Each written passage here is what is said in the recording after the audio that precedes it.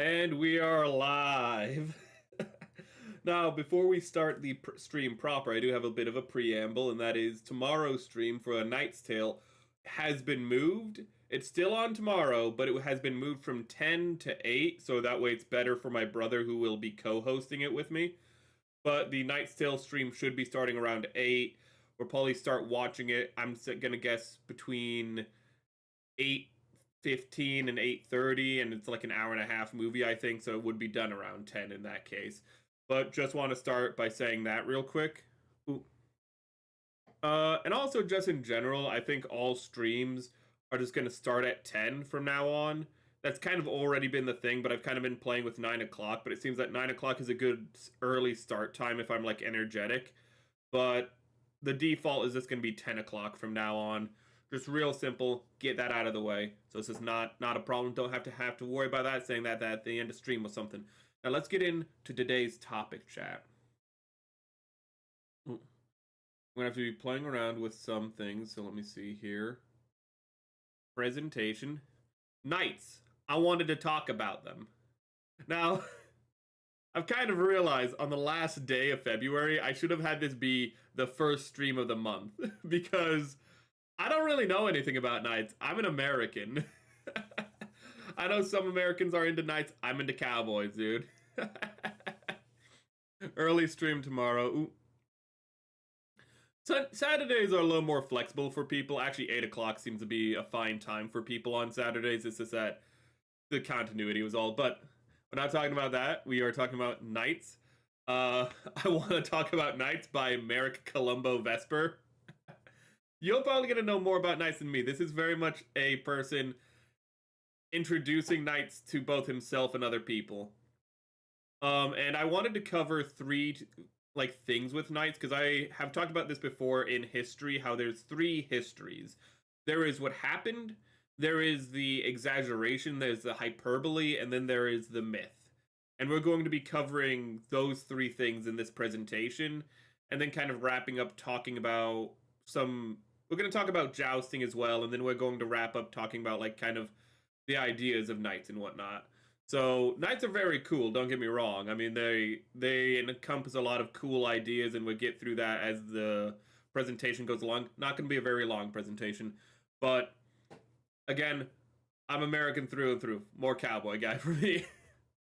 But I felt like maybe I should have done this at the start of the month, and had at the end of the month kind of like a revisit and go into deeper historical figures, and we'll get into that at the end, actually, because there's some historical figures that I looked into that I was like, oh wow, I'd really love to do a presentation on him, but then I kind of realized I don't have time to put it in this presentation, and also they deserve his own presentation. We'll get to that person in particular.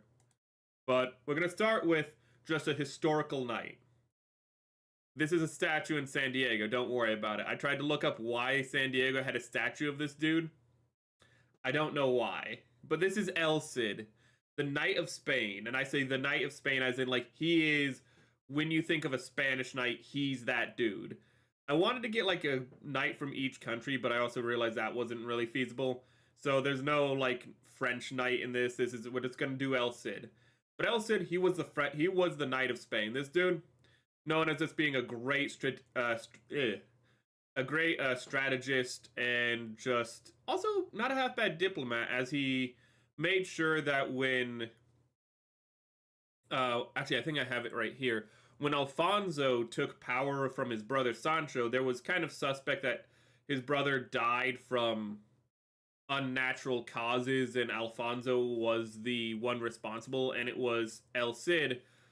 I did not include his real name. El Cid is actually a Latinization of his title that the Arabs gave him, which we'll get to that in a minute. But he pretty much was actually the one who led the movement, and to have Alfonso swear pretty much repeatedly on multiple religious relics that no, I didn't kill my brother. Because and this kind of highlights just how much he cared about honor, virtue, and, truthfulness. But at the same time, he was such kind of an upstanding dude and such a good strategist that Alfonso over time was like, this dude's too good. I can't kill him, for like because that'd be political suicide, but also because I can't say that word. Screw you, YouTube. I don't care. Like I can't really get rid of him in a direct sense. So like, how do I deal with this dude? Well, Alfonso just went, I'm gonna banish him. So this was Spain during the occupation of the Moors. So he just walked over to. Let me fix something. Okay. So he just walked over to like the. Oh, did my? Okay, sorry. I thought my model just had a malfunction. So he just pretty much walked over like to the Moorish or Arabic side of Spain and just started fighting for them. And he started doing really good at it because he's a really good strategist, it turns out. And then Alfonso went, oh shit, I've made a mistake. Hey, Sid. They call me Sid now. His name was like Rodrigo or something. I can't remember. I can't quite remember. It's something Rod. I should have written it down. I'm so stupid, but that's not the point. He pretty much went over to Sid and was like, hey, dude, you want to come back to like Christian Spain? And he was like, without hesitation, El Cid was like, yeah, sure. like he wasn't like doing anything out of spite from anything that I researched. He was just, he's just like, well, I'm a knight. My only good like purpose is like leading battles and whatnot. So I'm gonna like, if I can't lead battles with like the Christian Spain, in Christian Spain, I'll just like go over to the Moors and fight with them. And again, Alfonso just like very, very much understood, oh, that was a real mistake of mine. So he offered him land and pretty much just offered him just like to be out of the way. Because again, Alfonso, from what I saw, wasn't a very big fan of him. So even though he could use him for his own purposes, he pretty much was more just like, hey, come back to Spain. Come back to Christian Spain. I'll give you land and whatnot. And pretty much just, you can do your own thing. And he did come back, and he pretty much was like, okay. He kind of just wanted to retire in a sense. So what he did is he found a place. He found Valencia. He was like, I want to be there. I think he laid siege to it. His real name was something like Rodrigo Diaz. Yeah, thank you. Vivar is definitely, it's like Rodrigo Vivar. I think that is Diaz. I think you are 100% correct there. If you ever got that off the top of your head, great for you. Yeah. Crazy long name for a Spanish name that's really short. Trust me. I had a Spanish teacher. I've had multiple Spanish teachers who had like fucking like 7 names. They really like their heritage there. I respect the hell out of it. Though those were Mexicans, but still. it's still well, neither here nor there. But he pretty much wanted to like have his own little fiefdom, and it's kind of like, I guess, the knight's equivalent of retiring. Just go conquer a castle, make it your castle, and then hold out against other people trying to conquer your castle until you die. He had a pretty good time of it. He actually did hold out against some sieges himself. He held Valencia until his death, and then his wife held it until she was forced to abdicate. I didn't follow up on that, so I'm not quite sure the full circumstances of that. But this is pretty much just to highlight that there was a very big, like his ideals were honor, virtue, and whatnot like that. But a very big thing of him was being a soldier. It was a military strategist, and he led people, he inspired people. And if I remember correctly, I think there was a story where when he died I'm a bit of a nerd, we're all a bit of nerds here, don't worry, you're welcome here. I think when he died, I think it said that like, this is probably a myth, it's very hard. It's one of those things where it's kind of gray how much of it's true and how much of it's just complete made up, which is going to be fitting for the next person we're going into. But leading into that, they put his corpse on top of a horse and rode the horse into battle, and they pretty much just like slapped the horse on the ass to make it go to the enemy lines, and his soldiers followed behind them going, well, our king is, like, not our king, sorry, my favorite, our master is dead, our lord is dead, the lead of our fiefdom is dead, but we will still hold out. And they repelled the invading forces, is like how it went. And this was used as I don't want to say propaganda because that has such a weighted term, but this was used throughout Spain for the next pretty much era of chivalry to inspire people to, hold out, that, though even if the war is lost, the battle can always be won and there can always be a new dawn kind of thing.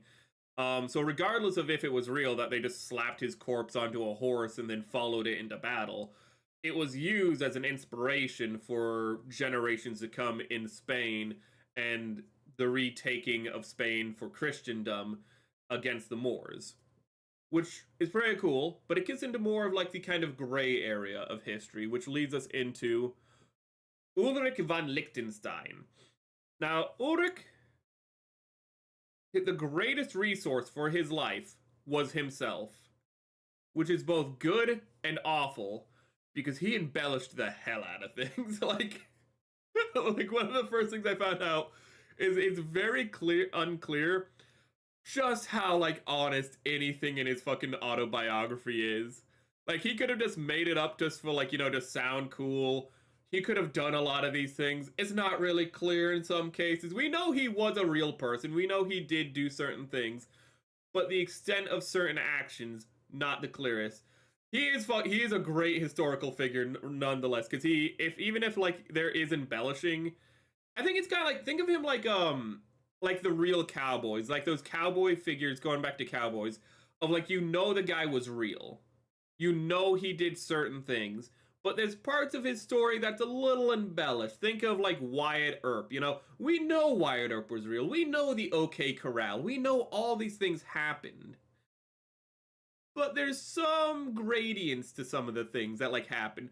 And some things that like we know happened were actually kind of mythical. Other things we know happened were somehow fucking real. Like when he, during a gunfight, walked through a bunch of gunfire to kill one dude. Apparently, like, that's one of the most historically accurate parts of the Tombstone movie. And you're just like, that's like the most bullshit thing I've ever seen. It's like, that's one of the most historically accurate parts. How is that the most historically accurate parts? We don't know. Shit just happens like that. Ulrich is the original form of Source. Trust me, bro. Yes, he's not the original Source. I think the Greek, even before the Greeks, that was a fucking thing.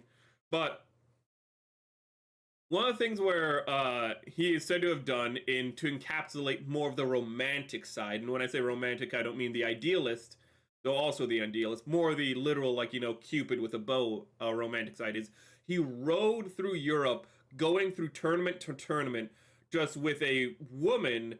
It kind of depends on the story. In this one, it's a woman with an arrow and a flame in her hand. Sometimes it's a woman in like a wedding gown upon his helmet, and he would just win tournament after tournament to impress a woman he fancied. Pretty much like just posing and pretty much he was killing people with a silly Fortnite skin like fucking 1,000 years ago. As I know that you might not like that comparison, but that's what he was doing. He was killing people with like a Mickey Mouse skin while like teabagging them, effectively going from tournament to tournament doing that, which I respect the hell out of, to be honest. Oh god. Did but he also just had like, he just wrote, he was a poet. He was more of the poet side of knights and whatnot, and he wrote very much about, just the ideals of chivalry, of God and country, of kind of, for him, more romantics for obvious reasons with his focus. But he's kind of more the gray area with knights. Yeah, but Fukai was kind of doing that. He was playing, he had his waifu on his fucking helmet, only he was actually trying to win that woman's hand. It was a real woman, just, he was just like, I'll impress the ladies with this one. Make you look like a fool. You just got your ass beat by a dude with a woman on his helmet. But very cool fictional character. This is very much Spark Notes, so there's a lot more to talk about all these people. But we're gonna go into the next one. This one's I'm sorry, I just looked at the mural chat. He's riding on water, and there's like a fish-headed there's a fish with a bow. Sometimes I forget how absolutely insane medieval art is. Because the artist did that, because that's just like him doodling, and they were just allowed to do shit like that. So much of medieval art, they were just shit posting, which is one of the hardest things about medieval art, because so much of it is like historical record, and so much of it is just the artist doing a shit post, just having a laugh, and the area between that can sometimes be a little gray, and other times like this, with a fucking fish with a bow, we know that guy was a shit post, and God, it makes me upset that the text is blocking what the hell is happening over here, but this is a fish with a bow right here. Absolute insanity. But now to the fictional, and a little bit at the end of the Knight period. Actually, truly at the end of the Knight period. After the Knights, we have Don Quixote. He has a whole big title like of mantra, blah, blah, blah, blah, blah, blah, blah. Completely fictional character, first and foremost. And he was kind of more of a reflection and deconstruction of medieval chivalrous values of chivalry in a modernizing age. And by modernizing, I mean, I believe it was only like the 1600s and whatnot. But by this point, you were having advances. You were having the earliest guns. I think the earliest guns were technically in the 1500s. But you were having the knight was kind of getting phased out. The feudal knight was getting phased out. And Don Quixote is a story we could read on stream, and we should read on stream because there are resources, I've realized. But the story is literally just a dude who was rich and bored, and he wanted to LARP as a knight. He was a Spanish Chinuyabu. That's what he was, in all honesty. You might say that's a little bit of a underrepresentation, not perfectly accurate. I feel like it catches the spirit, and I feel like it catches the spirit of it. The dude just wanted to be a knight. He was tilting at windmills. That term comes from Don Quixote because he wanted to be a knight, and he kind of would go and fight windmills, saying they were dragons to fulfill this idea. Now, he was far more obsessed with the fantasy of a knight rather than the history of a knight, hence him wanting to fight dragons. But it's also kind of just an interesting historical because it's considered one of the first modern novels. Two parts of it were actually came in two parts, where in the second part, it actually had, like, the first book was actually published in universe for Don Quixote. So in the second part, there's just characters who have read the first book and just go like, oh yeah, I know about this, like, dude, this kind of crazy dude who's just going attacking windmills and shit. Which is very interesting just to have that in, like, such an old story, just have that meta kind of context where, it kind of reminds me of, nobody's gonna understand this reference, but in Pearlandra, when it opens up with C.S. Lewis literally talking about how he wrote the first book for his friend Ransom, and Ransom is not a real character. Like, he just inserts himself in the story. It's like, yeah, I wrote it on his behalf, effectively. Like, I published it. So it kind of just reminds me of that. It's just an interesting little thing. But it kind of but the story was largely about, from my understanding, that it was kind of a man wanting to live up to dreams that weren't really made for his era, that weren't really appropriate for his time. And his kind of obsession with it kind of drove to misfortune, and by the end of it, he renounces the ideas of chivalry, and literally says, like, his daughter can't, like, inherit anything if she, like, has any idea of chivalry, effectively. Which is kind of an interesting, like, rejection, but also it's framed in the fact that he's kind of insane at this point, so, like, many stories we've read from, like, the 1800s, not I know this is 1600s, but we've read a few stories from the 1800s. A lot of things are very cleverly framed in, like, their criticism by having characters who say them be either mentally disturbed or off kilter when they say them. And I'm suspecting that's what it was done here, where the criticism of chivalry was couched in the fact that it is not meant to be taken wholly seriously because the person saying it isn't really of the right mind. But this also kind of inhabits the idea of the fact that chivalry and knights were a product of their time, but also are influential past their time. That to this day, concepts of chivalry and knights are still influential because they inhabit ideas of nobility, virtues, love, romanticism. They are an ideal.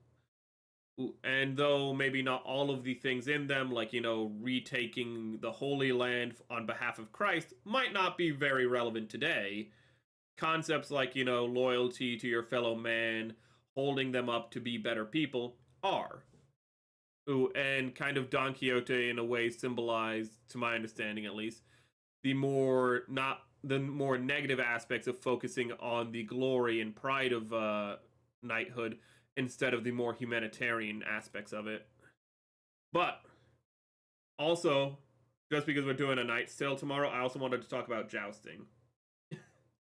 Jousting was actually one of many sports in medieval eras, and it would commonly be combined with other sports for tournaments. Like, you wouldn't just have a jousting, you would have just jousting tournaments, just like you'd have just boxing tournaments and things like that, like you'd have with any sport. But a lot of times, like with many sports, you'd have seasons and you'd have it kind of accompanied by other sports and things.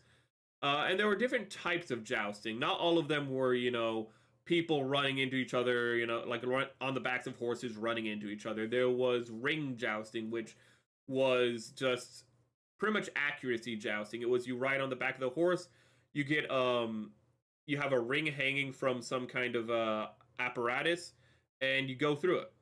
Simple, easy. Easy peasy lemon squeezy. Ooh. You think parts of the Knight's popularity is that they were one of the few bridges between the gentry and nobility that, where to become a knight, you actually, I'll talk about that because as time went on, that became less of a thing. But early on, that was definitely more of a thing, to my understanding.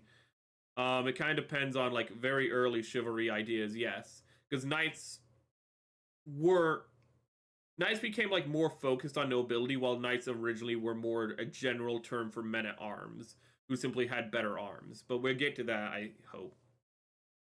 The fact that knights had a chance to become real nobles, yeah.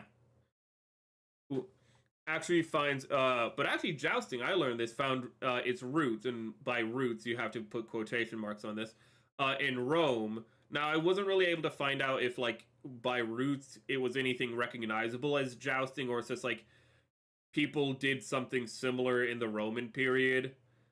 And then like it could have been a lot different. I'm not quite sure like how Romans did jousting, but what is confirmed is that like the modern idea of jousting, of two guys in full plate armor, which of course they didn't have in the Roman times, with big old lances, which I don't think they had in Roman times, because the lances were designed for the full plate armor jousting, so I don't understand why they would have them. But the modern perception of jousting was a product of the 1100s onward, and it was the sport of its day. It was, I said already had many variants, but it was like, think of boxing or something. It was pretty much where boxing was kind of like, like instead of going out and just street fighting with thugs, you had rules, and, it's kind of a way to test your mettle. Is a safer than real battle, though it was still a dangerous sport with, bones being fractured, brain injuries, and even death not being unheard of. But it was still, safer than actually going to war and whatnot. And it was a way for people, again, to test their mettle. It was a way for, people to see who was better without having a undue risk to life. Uh, it was like there were multiple sports, but as I said, like there was also like sword tournaments and whatnot. Like there were many different types of tournaments, and jousting, to my understanding, was more of the like nobler of it, because you'd have to, simply because like the cost of entry was higher. Like the other ones, the other sport, like you want to do a sword tournament, you need a sword, a suit of armor, if it's that kind of tournament, or this or that. Well, with jousting, you need a horse. You need you need a special mount, because you can actually see here that I don't know if my mouse is visible. It's not visible, but you can see on the guy's back here how the. Oh wait, no, sorry, I was going too far up. But you can see that there's a little bit of a rise in the saddle, so he can better be seated in it, and he doesn't as easily get knocked off. I mean, there's a little bit of more going on with it. You have to have armor and all that fancy stuff. Like you have to have armor. You have to have like the. Actually, I'd assume that they'd have to source their own lances. But maybe they wouldn't. I can't. I'm not quite sure, but they'd have to source their own lances probably. In all seriousness, but it was a hell of a sport. Again, just like people could die, and actually for a time, like the papal tree, because it was so violent, even though again it wasn't like as bad as real combat, that one of the popes for a time was like, no, this stuff is like, if you die in jousting, you don't get a Christian burial. Um, but it was an intense sport for its time. Again, people just and people didn't always survive, but it was a sport beloved by both the masses and the royalty because the masses liked it because there's two dudes beating the shit out of each other on the backs of horses. The royalty loved it because it encompassed the ideas of going to battle without the risk as much. But let's just do a summary. What were they? They were cool. Knights were fucking cool. I'm not a knight dude, but I can acknowledge they were cool. And I said earlier that and I say they were like the cowboys of Europe. And what I mean by that is not they inhabited the same ideas. What I mean by the cowboys of Europe is what cowboys mean to America is that they inhabit idealism of American virtues and kind of both and usually the good, but also sometimes the bad nature of the past. That's what the knights are. They embody the values of their time, and kind of an older concept of like serving God and country. Uh, and there's a lot of people I wanted to talk about, and specifically I wanted to talk about actually the Black Prince of Wales, Edward. However, I was not able to because when I did more research on him, I found that Edward, this is a painting of Edward having killed, like, kind of reflecting on the King of Bohemia, who's the dead guy on the ground. Um, I want to do a thing on him, but when I started doing research, I realized there's just too much to do, like, to do justice for him in this amount of time I had to make this and kind of like learn things. But there are a lot of really cool knights. There's a lot of knights who, on just a historical level, encompass a lot of just fascinating history. Again, like Edward. And there's other mythical knights that are not as deconstructive as Don Quixote, who encompass, the values and ideals of the period instead of being kind of a after the fact deconstruction, such as King Arthur, of course, probably the most famous one. But there's also other ones like I think Saint George, who slayed the dragon, and also like just the fact that you have things like Saint George, where knights were symbolic for good and virtue, and carrying out good, like carrying out like protection of their fellow man. Welsh history is probably my favorite subject of all history. Welsh history actually has pretty good fucking hit. Like, what in the modern day, people are just like, what the fuck is Wales? Well, Wales just has like some pretty fucking fascinating stuff, at least in the medieval period, going on with it. It has a lot of people very interesting coming out of it. Not only like kings of England and whatnot, who were the princes of Wales because that was just their designation. Effectively, is like who shall, like, the king would just be like, okay, to prepare you for the kingship, you shall be the Prince of Wales, so you shall oversee Wales. So that way, when you become King of England, you will have had practice effectively. I think Edward might have been one of the earliest princes of Wales. I don't want to say the first, but I think he was one of the earliest. Um, but also one of the reasons I wanted to include, I should have included the knight instead of Don Quixote, shouldn't I? In retrospect, I should have had that be the fictional knight in our in our presentation, because then we would have had. Well, El Cid still wouldn't have fit, but if I had thought about this better, it would have been the Black Prince of Wales, followed by Ulrich von Liechtenstein, followed by the Knight from A Knight's Tale. Because Edward appears in A Knight's Tale, Ulrich von Liechtenstein is the alias used in A Knight's Tale, and the Knight in A Knight's Tale is literally the inspiration for A Knight's Tale. I can't believe I just realized that now, but you know what? Shit happens, chat.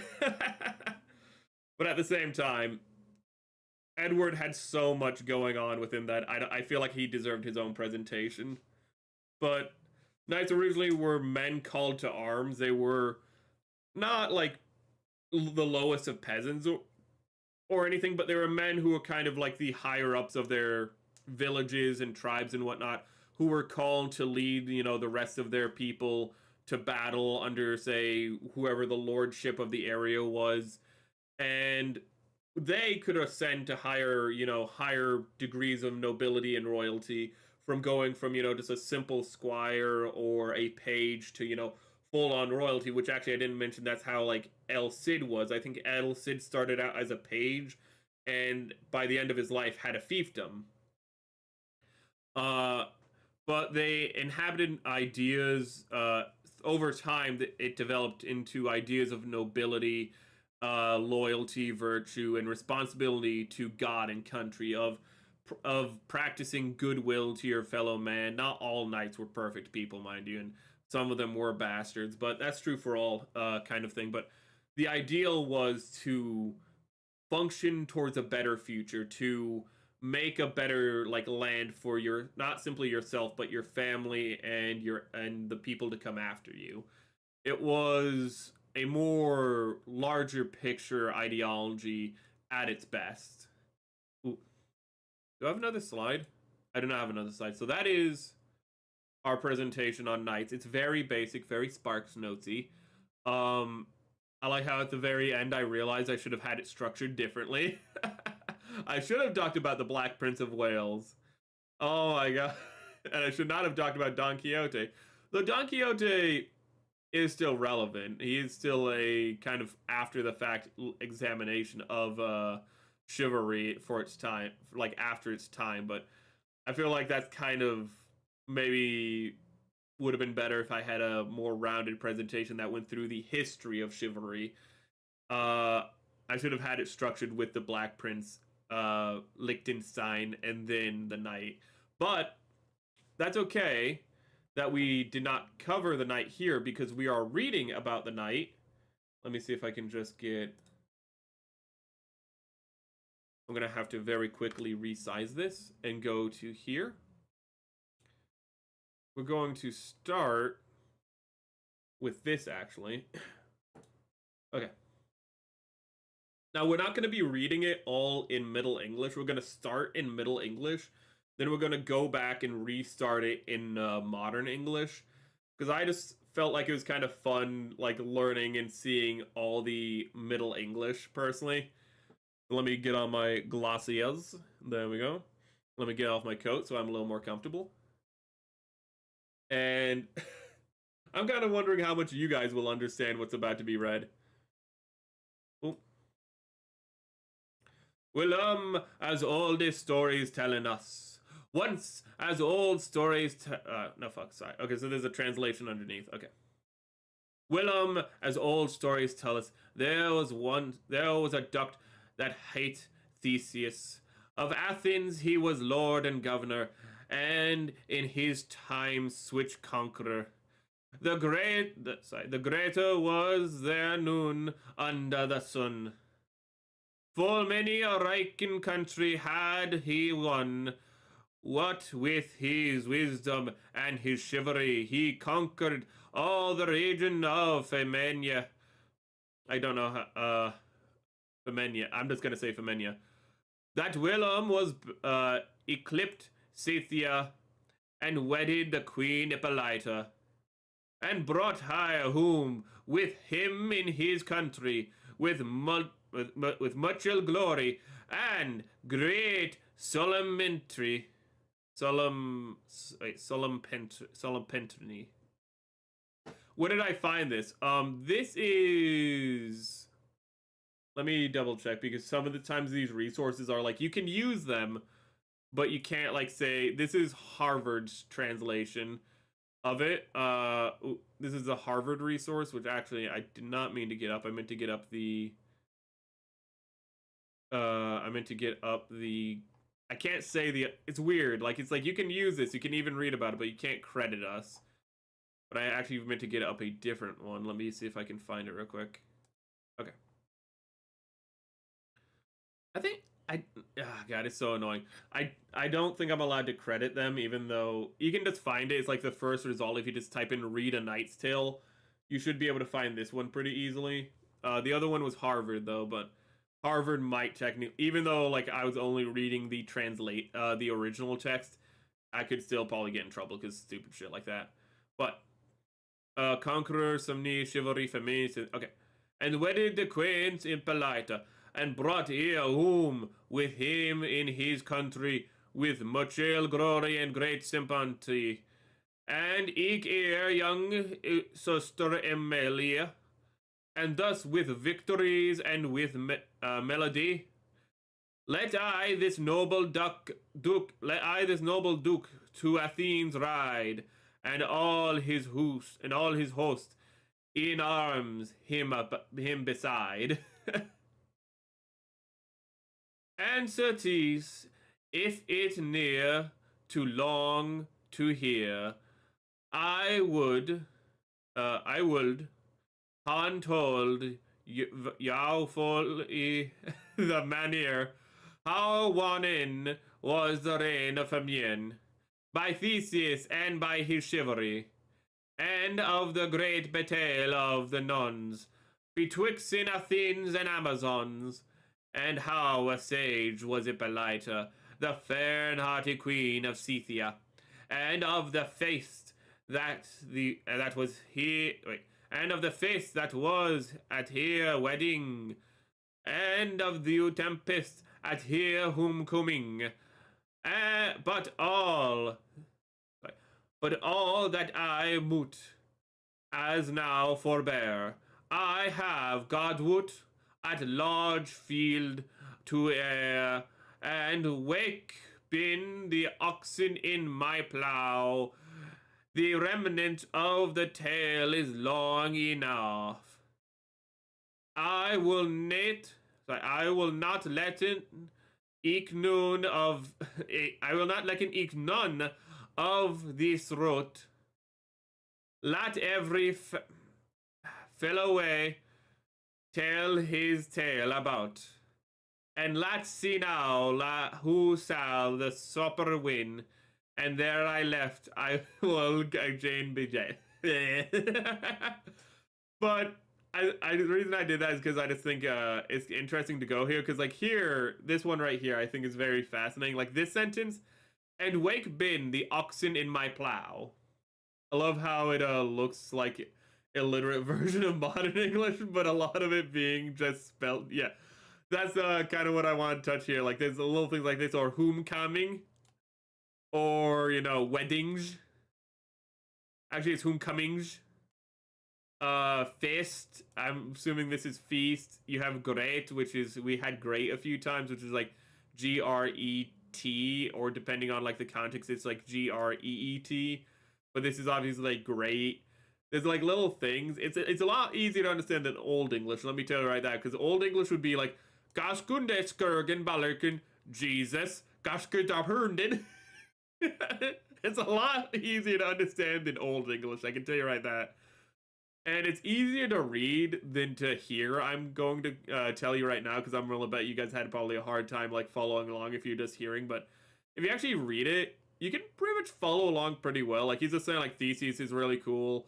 Let me tell you a story effectively.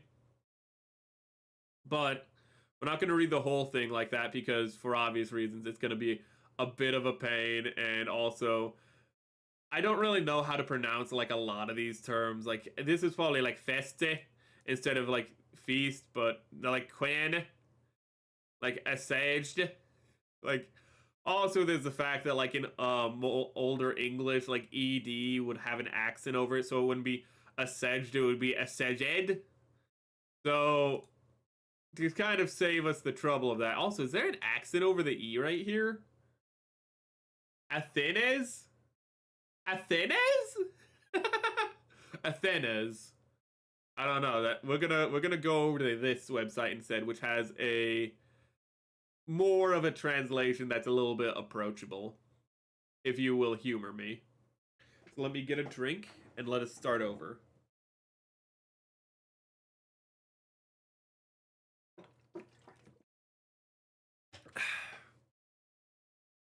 Once upon a time, as old tales tell us, there was a duke whose name was Theseus. Of Athens he was lord and governor, and in his time was such a conqueror that greater was there not beneath the sun. Full many a rich country he had won. What with his wisdom in his chivalry he gained the realm of femininity, and that was of the old time known as Scythia. There wedded he the queen Hippolyta, and brought her home with him to his country in glory great, and with great pageantry, and to her younger sister Emily, And thus in victory and with melody, let I this noble Duke of Athens ride, with all his armed host marching at his side, this Duke of whom I speak of great renown, when he had done almost upon the town, in all well-being and in utmost pride, he grew aware, casting his eyes aside, that right upon the road, as suppliants do, a company of ladies, 2 by 2, knelt in all black before his cavalcade. Old German is a super fun language. Old languages in general are really fun, but I can imagine Old German is fucking insane. Ooh. I wonder if it's more or less of a temperamental language. I say temperamental. I wonder if the accent we can. Actually, when you kind of read it, it kind of forces you to speak an accent, but I kind of wonder if it's like sounded more or less temperamental than modern German. German either sounds really happy or really aggressive. I feel like there's not much middle ground. Like German either sounds like the happiest fucking people on earth, or they're just ready to punch somebody in the face. Or they're super depressed, but that's the other one. There's also the melancholy German, but the melancholy German's its own beast. That's actually a mood. Welsh is also fun, but Old Welsh is one of those languages that doesn't like, that's like older in the fact that it doesn't use vowels as much as like a lot of other European languages. So like I know that it will just have like compound words that are just like consonant, consonant, consonant, consonant, consonant, vowel, consonant, consonant, consonant, consonant, vowel, consonant, consonant, consonant, and it's like, how the fuck do you even pronounce that? And a fucking Welshman would just come up to you and be like, Kuskinderskundersnally. And it's just like, you just made that shit up. And it's just like, no, I just want to say, Kuskinderskunderskundersnally. And it's just like, he said it twice the same way in a row. I don't, maybe he's not making it up. But such a clamorous cry of woe they made, that in the whole world living man had heard no such lamentation on my word, nor would they cease lamenting till at last they'd clutched his... Oh, thank you for the subscription, Bennett. You got the Les Nesmond... You got the... You got the Les Grossman one. I'm sorry, the audio... Actually, the audio didn't come through for me either. Streamlabs... That's why I don't use Streamlabs anymore. But thank you for the subscription. They clutched his bridle reins and held them fast. What folk are you that at my homecoming disturb my triumph with this dolorous thing? Cried Theseus, do you so much envy my honor that you thus complain and cry? Or who has wronged you now, or who offended? Come, tell me whether it may be amended. Tell me, why are you clothed thus in black? The eldest lady in them answered back, as after she'd swooned with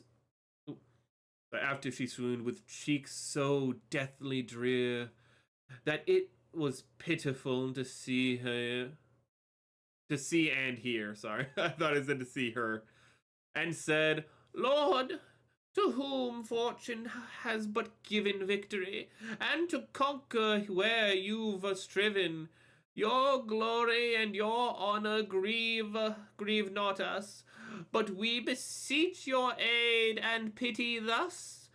Have mercy on our woe and our distress, some drop of pity of your gentleness upon us wretched women. Oh, let fall, for see, Lord, there is no one of us all that has not been a duchess or a queen. Not we are captives, as may well be seen, thanks to be fortune and her treacherous wheel. There's none can rest assured of constant weal. And truly, Lord, expecting your return in pity's temple where the fires yet burn, we have been waiting through a long fortnight. Now help us, Lord, since it is your might. The Welsh people call whales Simru, and it doesn't even look doesn't even look Oh my god, that is delight. The word for chicken. Q yar. I think it's like that's pronounced Q in English, so I'm wondering if it's like Q or QUR, because QU was probably usually pronounced QU. Now that I think about it, maybe the word QU comes from Welsh and it was actually supposed to be like a line of birds. I don't know. Anyways, that's completely just a random thought. I, wretched women, who am weeping thus, was once the wife of King Cap. Oh wait, sorry, this is another woman. I gave her the voice of Theseus. She's a really good impressionist. I'm gonna guess it's the same woman. I, wretched woman, who am weeping thus, was once the wife of King Capinius, who died at Thebes. Oh, cursed be that day, and all we that you see in this array, that make this lamentation be known. All we have lost are husbands at that town during the siege that round about it lay. And now the old Creon, oh, well away, wail away. Well, no, it is well away. Sorry. The Lord and Governor of Thebes city, full of his wrath and all iniquity. Iniquity, not inequity. Iniquity. We've read Job enough to know that it's iniquity. He, in despite and out of tyranny, to do all the same and hurt.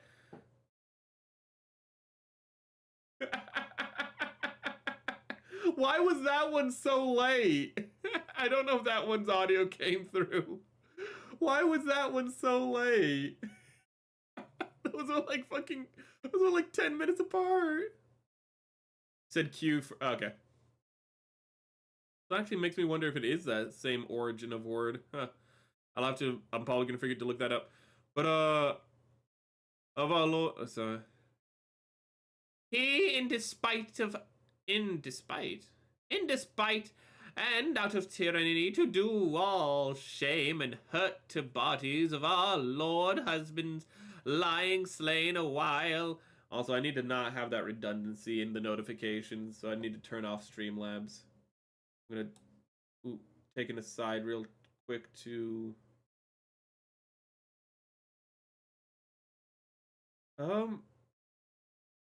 shit, I can't because it's connected to Stream Elements. Shit. Okay.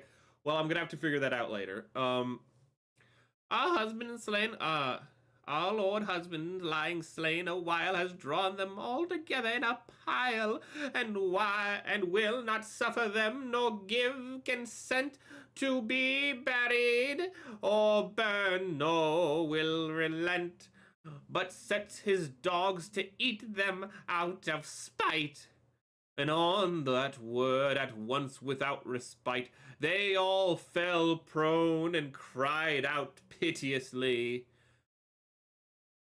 have on us wretched women some mercy, and let our sorrow sink into your heart. This gentle duke down from his horse.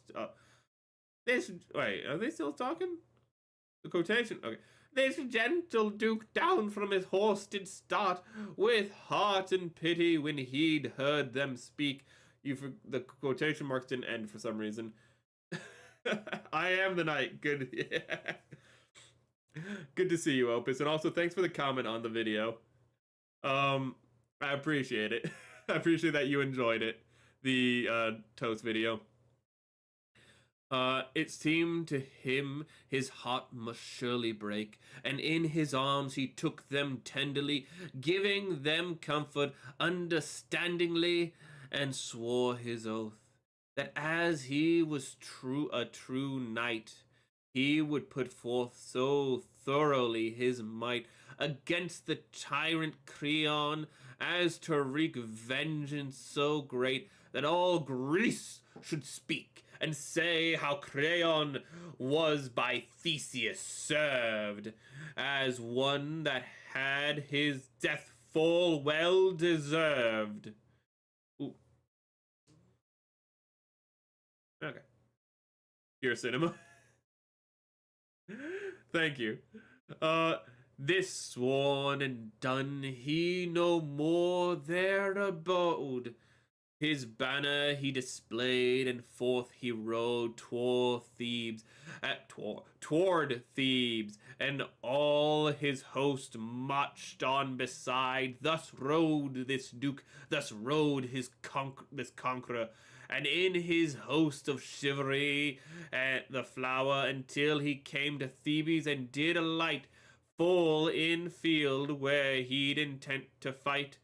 But to the brief telling of this thing, with Creon, who was Thebes' dread lord and king, he fought and slew him manfully like knight in open war, and put his host to flight.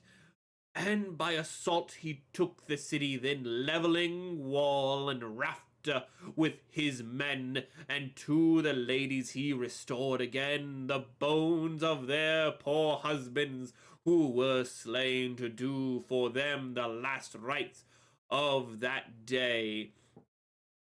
And searching through the heap of enemy dead, stripping them of their gear from heel to head, the busy pillagers could pick and choose after the battle what they best could use. And so befell that in the heap they found, pierced through with many grievous bloody wound, two young knights laying together side by side, and of those two Arcita was the one, the other knight was known as Palamon. Not fully quick nor fully dead they were, but by their coats of arms and by their gear, their heralds readily could tell withal that they were of the Theban blood royal, and that they had been of two sisters born, out of the heap of spoils that had them torn, and carried gently over the tent of Thesus, who shortly had stern sent to Athens, there in prison cell to lie, forever without ransom till they die. And when this worthy duke had all his done, he gathered host and home he rode anon, with the laurel crowned again as conqueror. There lived he in all joy and all honor his term of life. What more need words express? And in a tower in anguish and distress, Palamon and Arcita day and night dwelt, whence no gold might help them take flight. You know, honestly, when we started A Knight's Tale, I did not think it would be about Theseus. I was told it was about, like, an actual knight and his son and, like, making a pilgrimage. Oh, this is The Knight's Tale. This is, oh, I forgot. Sorry, this is actually what the knight is. So, in the Canterbury Tales, it's a different person telling a story each time, and this is the knight telling the story. So this is, okay. So the knight is telling, like, relaying his, okay, yeah.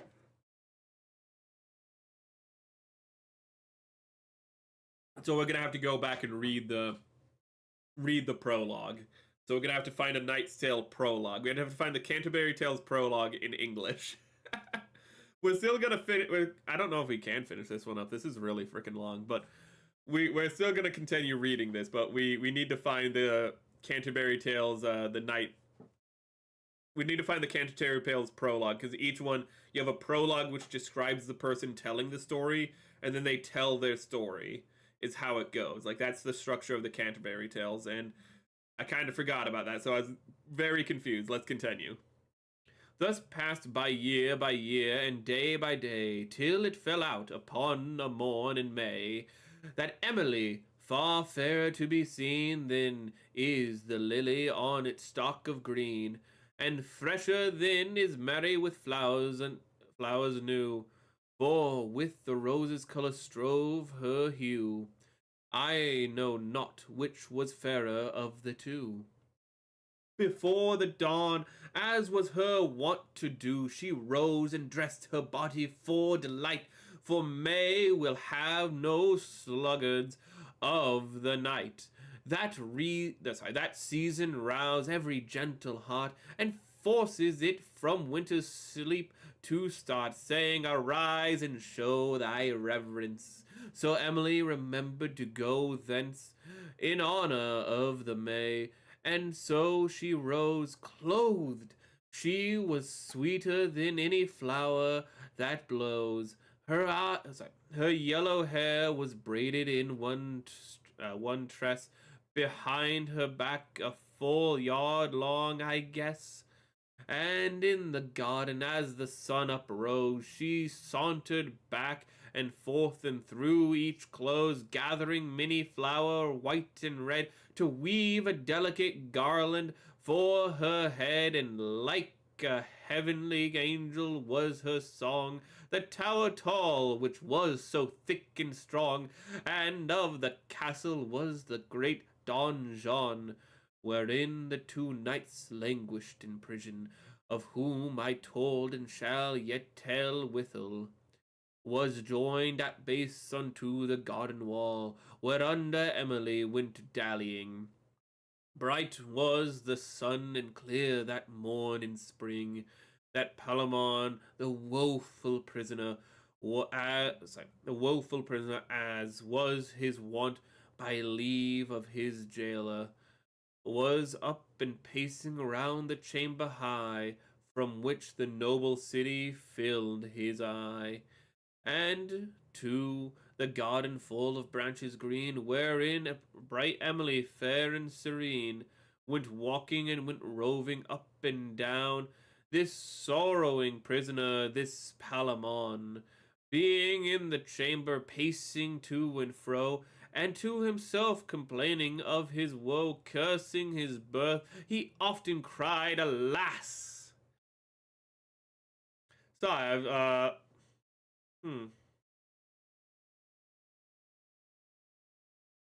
So I'm gonna take a quick aside and say how this story is setting up to be a love story between a man and a woman who, through circumstance, cannot be together, which is similar to A Knight's Tale, the movie.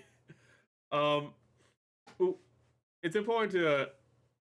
Sorry, I just want to take that aside real quick because that's what we're watching tomorrow, and and the whole reason we're reading this is because we're doing a watch along tomorrow.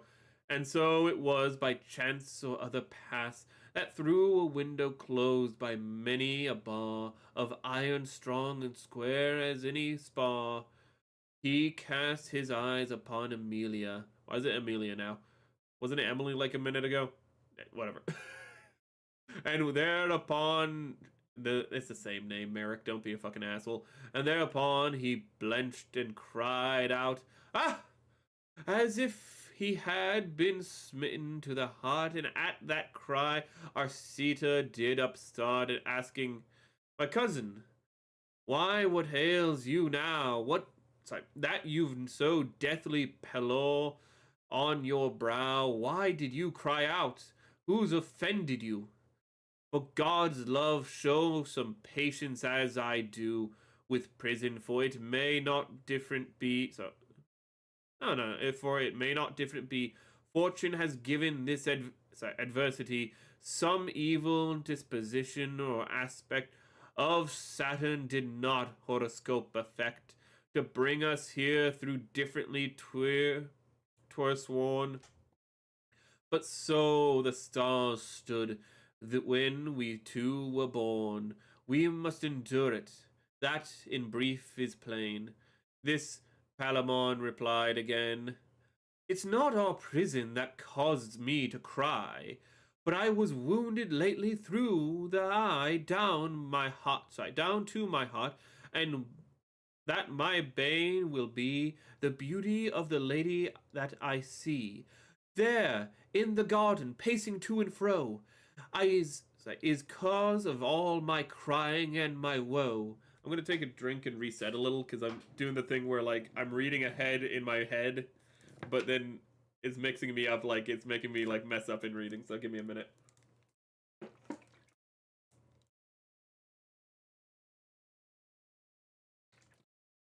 I need to get better at pacing my reading so I don't do that. To and fro. Wait, cause all my crying and my woe. I know she's a woman. Oh, okay. I know not if she's woman or goddess, but Venus she is verily, I guess. And thereupon down on his knees he fell and said, O Venus, if it be thy will to be transfigured in this garden thus, before me, sorrowing wretch, O now help us out of this prison to be soon escaped. And if it be my destiny is shaped by fate to die in durance in bondage, have pity then upon my lineage that has been brought so low by tyranny. So I thought he was done. And on that word Arcita looked to see this lady whom went roving to and fro. And in the look her beauty struck him so that if poor Palamon is wounded sore, Arcita is as deeply hurt and more. And with a sigh he said then piteously, the virgin beauty slays me suddenly. Of her that wanders yonder in that place, and save I her pity and her grace, that I at least may see her day by day. I am but dead, there is no more to say. This Palamon, when these words he had heard, piteously had watched him and answered, do you say this in earnest or in play? Nay, quoth Arcita, earnest now I say, God help me, I am in no mood for play.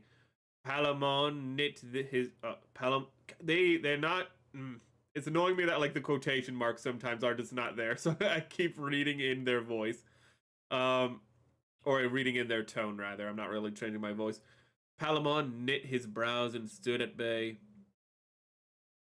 It will not prove, he said, to your honor after so long a time to turn traitor to me who am your cousin and your brother, sworn as we are, and each unto the other, that never, though for death in any pain, never indeed till death shall part us twain, either of us in love shall hinder other, nor in anything, oh my dear brother, but that instead you shall further me as I shall you.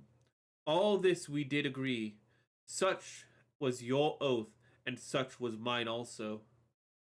You dare not now deny it, well I know. And now you would all falsely go about to love my lady, whom I love and serve. Bro, you just saw her. And shall, while life be my heart's blood may preserve, nay, false Arcita, it shall not be so. I loved her first by like 5 seconds. I'm sorry. And told you all my woe, as to a brother, and to one that swore to further me, as I have said before, for which you are in duty bound as knight, to help me, if the thing lie in your might, or else you're false, I say, and downfallen. Then this Arcita proudly spoke again. You shall, he said, be rather false than I. and that you're so, I tell you utterly. For paramour, I loved her first, you know. What you can say, you know not, even now, whether she is a woman or a goddess. Yours is a worship as of holiness, while mine is love as of a mortal maid. Wherefore I told you of it unafraid. As to my cousin and my brother sworn, let us assume you loved her first this morn. Know you not well the ancient writer saw of who shall give a lover any law? Love is a greater law, aye, by my pan, than man has ever given to earthly man. And therefore statute, law, and such decrees are broken daily in all degrees. A man must needs have love. I feel like that a man must needs have love. Mager his dead, he cannot flee it, though he should be dead, and be she maid or widow or wife, and yet it is not likely that in life you'll stand within her graces, nor shall I, for you are well aware I verily, that you and I are doomed to prison drear perpetually. Ah, we gain no ransom here. We strive, but as those dogs did, for the bone. They fought all day, and yet their gain was none. Till came the kite, while they were still so worth, and bore the bone away beneath them both. And therefore a king's court, oh my brother, it's each man for himself and not for other. Love if you like, for I love and I shall. And certainly, dear brother, that is all. Here in this prison cell must we remain, and each endure whatever fate ordain. Huh. A love rivalry, which is actually similar to the Knight's Tale movie.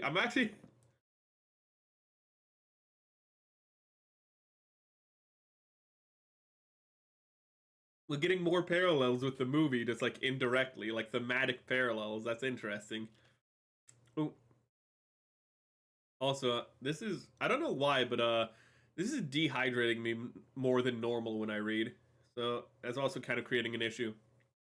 Great was the strife and long betwixt the two, if I had but the time to tell you. But to the point it happened on a day, to tell the tale as briefly as I may. A worthy duke men called Pirithous.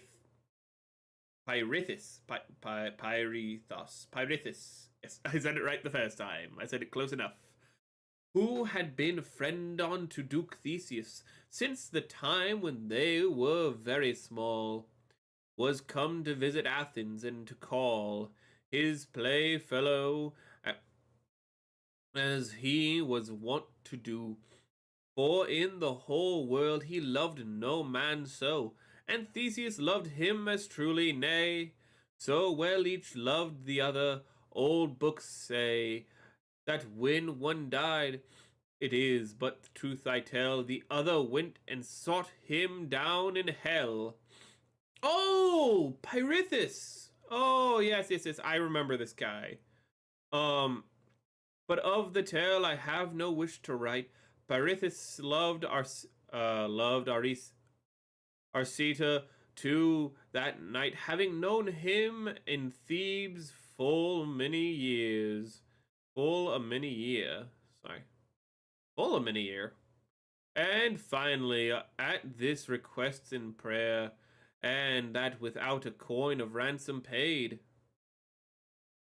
Duke Theseus released him out of shade, freely to go wherever he wished, and to his own devices, as I'll now tell you.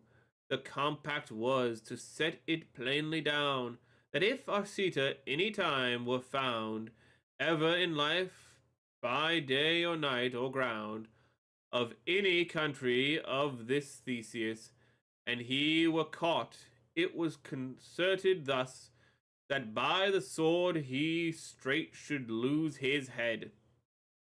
He had no choice, so taking leave, he sped. Let him be aware, lest he should lose his head. How great is Arcita's sorrow now? I feel like that, was that supposed to be quoted? How through his heart he feels death's heavy blow. He weeps, he wails, he cries out piteously. To slay himself he now waits privately. He said, alas, the day that I was born, I'm in worse prison now, and more forlorn. Now I am doomed eternally to dwell, no more in purgatory, but in hell. Alas, that I have known Pirithous. For else had I remained with Theseus fettered within the cell. But even so, then had I been in bliss and not in woe. Only the sight of her, that I would serve, though I might never her dear grace deserve, would have sufficed, oh, well enough for me. Oh, my dear cousin Palamon, he said. Sorry, had to take a pause there. Yours is the victory, and that is sure, for there full happily you may endure in prison, never but in paradise. Oh, well was fortune turned for you, and saw you the dice. Who who have the sight of her eye, the absence, for possible it is in her presence, you being a knight, a worthy and able, that by some chance and fortunes changeable, you may to your desire some time attain. But that I am in exile and in pain, stripped of all hope, and in so deep despair, that there's no earth nor water, fire nor air, nor any creature may of them there is to help or give me comfort now in this. Surely I'll die of sorrow and distress. Farewell, my life, my love, my joyousness. Alas, why is it men so much complain of what great God or fortune may ordain, when better is the gift in any guise that men may often for themselves devise? One man desires only that great wealth which may but cause his death or long ill wealth. One who from prison gladly would be free, at home by his own servants slain but might be. And on the other hand, this Palamon, when that he found Arcita truly gone, such lamentations made he, that the tower resounded of his crying hour by hour. The very fetters on his legs were yet again with all his bitter salt tears wet. Alas, he said, Arcita, cousin of mine, with all your strife, God knows you've won the wine. You're walking now in Theban streets at large, and all my woe you may from my mind discharge. You may too, since you've wisdom and manhood, assemble all the people of your blood, and wage a war so sharp on this city that by some fortune, by some treaty, or you shall yet have the lady to your wife, for whom I now must needs lay down my life, for surely 'tis in possibility, since you are now at large, from prison free, and our Lord great in your great in your advantage above great in your advantage above my own, who die here in a cage. For I must weep and wail, and while I live, in all the grief and prison cell may give, and now with pain that love gives me also, which doubles all my torment and my woe. Now will I leave this Palamon, for he is in his prison, where he still must dwell. And of Arcita will I forthwith tell. Summer being passed away, and nights grown long, increased now doubly all the anguish strong, both of the lover and the prisoner. I know not which one was the woefuller. That's forcing a rhyme a bit. For to be brief about it, Palamon is doomed to lie forever in prison, in chains and fetters till he shall be dead, in exile and exiled on the forfeit of his head. Arcita must remain abroad nor see forevermore the face of his lady. You lovers, now I ask you this question: who has the worst? Who has the worst, Arcita or Palamon? The only may see his lady by day, the one who may see his lady day by day. But yet in prison must he dwell, for I. The other, where his wishes he may go, but never see his lady more, ah no. Now answer as you wish, all you that can, for I will speak right on as I began. Okay. So the narrator is the knight, by the way. I think I already said that, but to clarify. Now, when Arcita unto Thebes was come, he lay and languished all day in his home. Since he his lady nevermore should see, but telling of sorrow brief I'll be. Had never any man so much torture, no, nor shall have while this world may endure.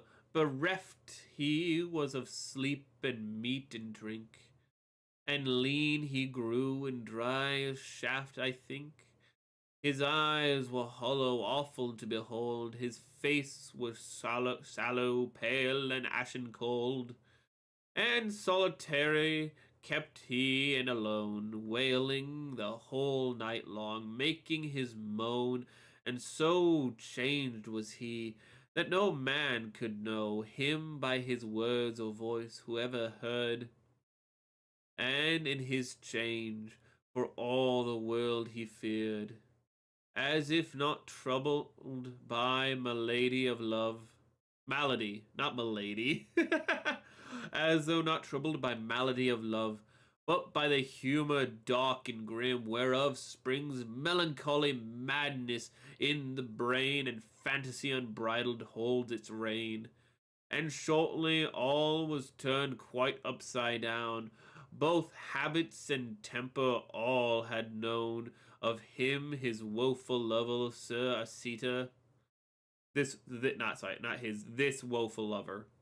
Sir Arcita, upon a night while sleeping in his bed, he dreamed of how the winged god Mercury before him stood and bade him happier be.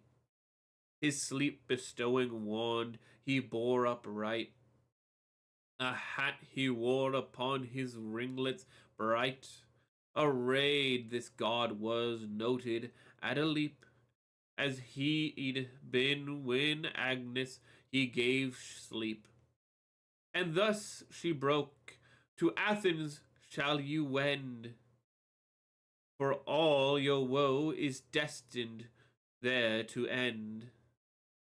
He spoke, I said she by accident. But I just gotta realize something. I just remembered something that just like how we're kind of obsessed with like older periods in America, it'd be the West, or like Europe, like the age of like knights and whatnot. I do like how during the medieval period they were like all nerds for like Greeks and whatnot. Because you'll find like a lot, like if you go through Dante's Inferno, like he's being led through the Inferno by Virgil, who was he a Roman philosopher or a poet? I think actually he was a Greek. Uh, I think he was a Greek poet. I don't think he wasn't even Roman. I think he was Greek. I'm being dumb, but I do kind of find that funny. It's just like you just this was like their fantasy of their day, effectively. Like this is based off of like historical and mythological things, but this is so embellished. I like it. Ooh. And on the word Arcita woke and started. Now truly, howsoever sore I'm smarted, he said, to Athens right now will I fare, nor for the dread of death will I now spare. To see my lady, whom I love and serve, I will not wreck or death with her nor swerve. And with word he caught a great mirror, and saw how changed was all his old color, and saw his visage altered from its kind, and right away in rain into his mind, that since his face was now disfigured so by suffering endured, as well as we know, he might, if he should bear him low in town, live there in Athens nevermore unknown, seeing his lady well nigh every day, and right anon he altered his array, like a poor labourer in low attire, and all alone, save only for a squire, who knew his secret heart and all his case, and who was dressed as poorly as he was. To Athens was he gone, and the nearest way, and to the court he went upon a day, and offered service to do menial deeds, fetch water or whatever men would need. Damn it, I had an observation that I forgot. Oh, I kind of forgot to mention that the Canterbury Tales, if I remember correctly, it's all people on a pilgrimage. I can't remember if it's to Canterbury or through Canterbury, but it's all people on pilgrimages, and there's people who, and like, it's people going in and telling stories, as I said, but like the context of the people coming in and telling their stories is that they're going through pilgrimages, and on their way, Chaucer, the author, gets their stories, is the idea. I should have said that at the beginning, but also I thought that I thought we were reading the prologue first, and I kind of got confused. I was being a bit dumb. I forgot the prologue is its own separate thing. And to be brief, wherein, and to be plain, he found employment with the chamberlain, who was serving in the house of Emily. For he was sharp and very soon could see what every servant did who served here there. Oop. Hello, Jameson. This is cool. I wrote a stage adaptation of these tales. That's pretty cool. There's actually a story that I can never find, but it's like a Midwestern version of the Canterbury Tales, which is to say it's like a series of stories like the Canterbury Tales. It's like an anthology, but it's like set in the Midwest, and it's just about like the early 1900s, and I've been looking for it for years, and I just can't find it. But that's actually really cool that you wrote an adaptation for each individual story, I don't know each individual, but for the stories. Right now we're on A Knight's Tale. It is actually, I was expecting something very different. I thought it was going to be the knight telling his own story, not telling a story about Theseus, but I'm really enjoying it. Right, well, we could, I think we ever did, so yeah, okay. So right well could he who would, and the water bear, for he was young and mighty, let me own, and big and of muscle, and I big of bone, to do what any man asked in a trice. A year or two he was in his service, page of the chamber of Emily the bright. He said, Philostrates would name him right, but half so well beloved a man as he was never in the court of his degree. His gentle nature was so clearly shown that there throughout all the court spread his renown.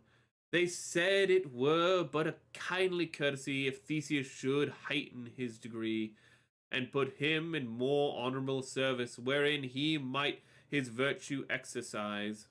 And thus anon his name was so upsprung, both for his deeds and saying of his tongue, that Theseus had brought him nigh and nigher, and of the chamber he had made him squire, and given him gold to maintain his dignity. Besides, men brought him from his own country from year to year, clandestinely his rent, but honestly and slyly it was spent, and no man wondered now he came by it, how he came by it.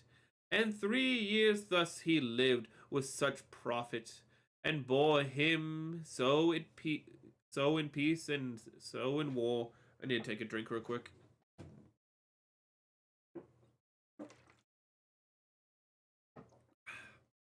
There was no man that Theseus loved more. And in such bliss I leave Arcita now, and upon Palamon some words bestow. In darksome, horrible, and strong prison, there... My adaptation is just the Partner's Tale, the wife of Bath's Tale, and the Miller's Tale. We're just going to be reading A Knight's Tale, sadly, today, because it's... in theme, because we've kind of been having kind of a soft themed month about like chivalry and knights this month, and we're finishing it tomorrow with doing a watch along of A Knight's Tale. But those are my favorites, and the play ends with the storyteller's asking the audience what their favorite was. Okay. Ooh. So in the darksome horrible, yeah, okay. There 7 years was now sat Palamon, wasted by woe and by his long distress, who was a two-folded heaviness, but Palamon, whom love yet tortures so, that half of his wits he is for woe. And joined thereto, he is the prisoner, perpetually, not only for a year. And who could rhyme in English properly, hit his martyrdom, forsooth, it is not I, and therefore I passed lightly on my way. It felt out of 7th year in May, on the 3rd night, as say the books of old, which have this story much more fully told. I like that admittance. I don't. Were it by chance or were it by destiny? Since when a thing is destined, it must be. That shortly might. I'm sorry for that sound.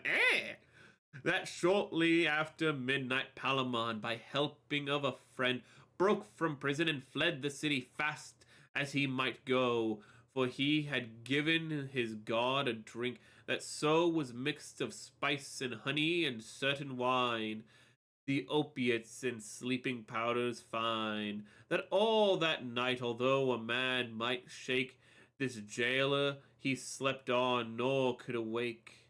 And thus he flees the fast as ever he may. The night was short and it was nearly day. Therefore, it says wherefore, you idiot. Wherefore he needs must find a place to hide, and to grove that grew hard by with the stride of fear foot when crept of Palamon. In brief, he'd formed his plan as he went on, that in the grove he would lie fast all day, and when night came, then would he take his way towards Thebes, there find friends and of them pray for help on Theseus in war's array. Okay. Ooh. and briefly either he would lose his life or else win Emily to be his wife. This is the gist of his intention plain. Now I'll return to Arcita. Okay, so he's escaped and he's like, I'm gonna go to war. While Arcita has been like, I'm gonna just go back to town and just pretend to be somebody else and then eventually win her heart that way. We got two strategies. Let's see who wins. God. Who little knew how near to him was care, till fortune caught him in her tangling snare.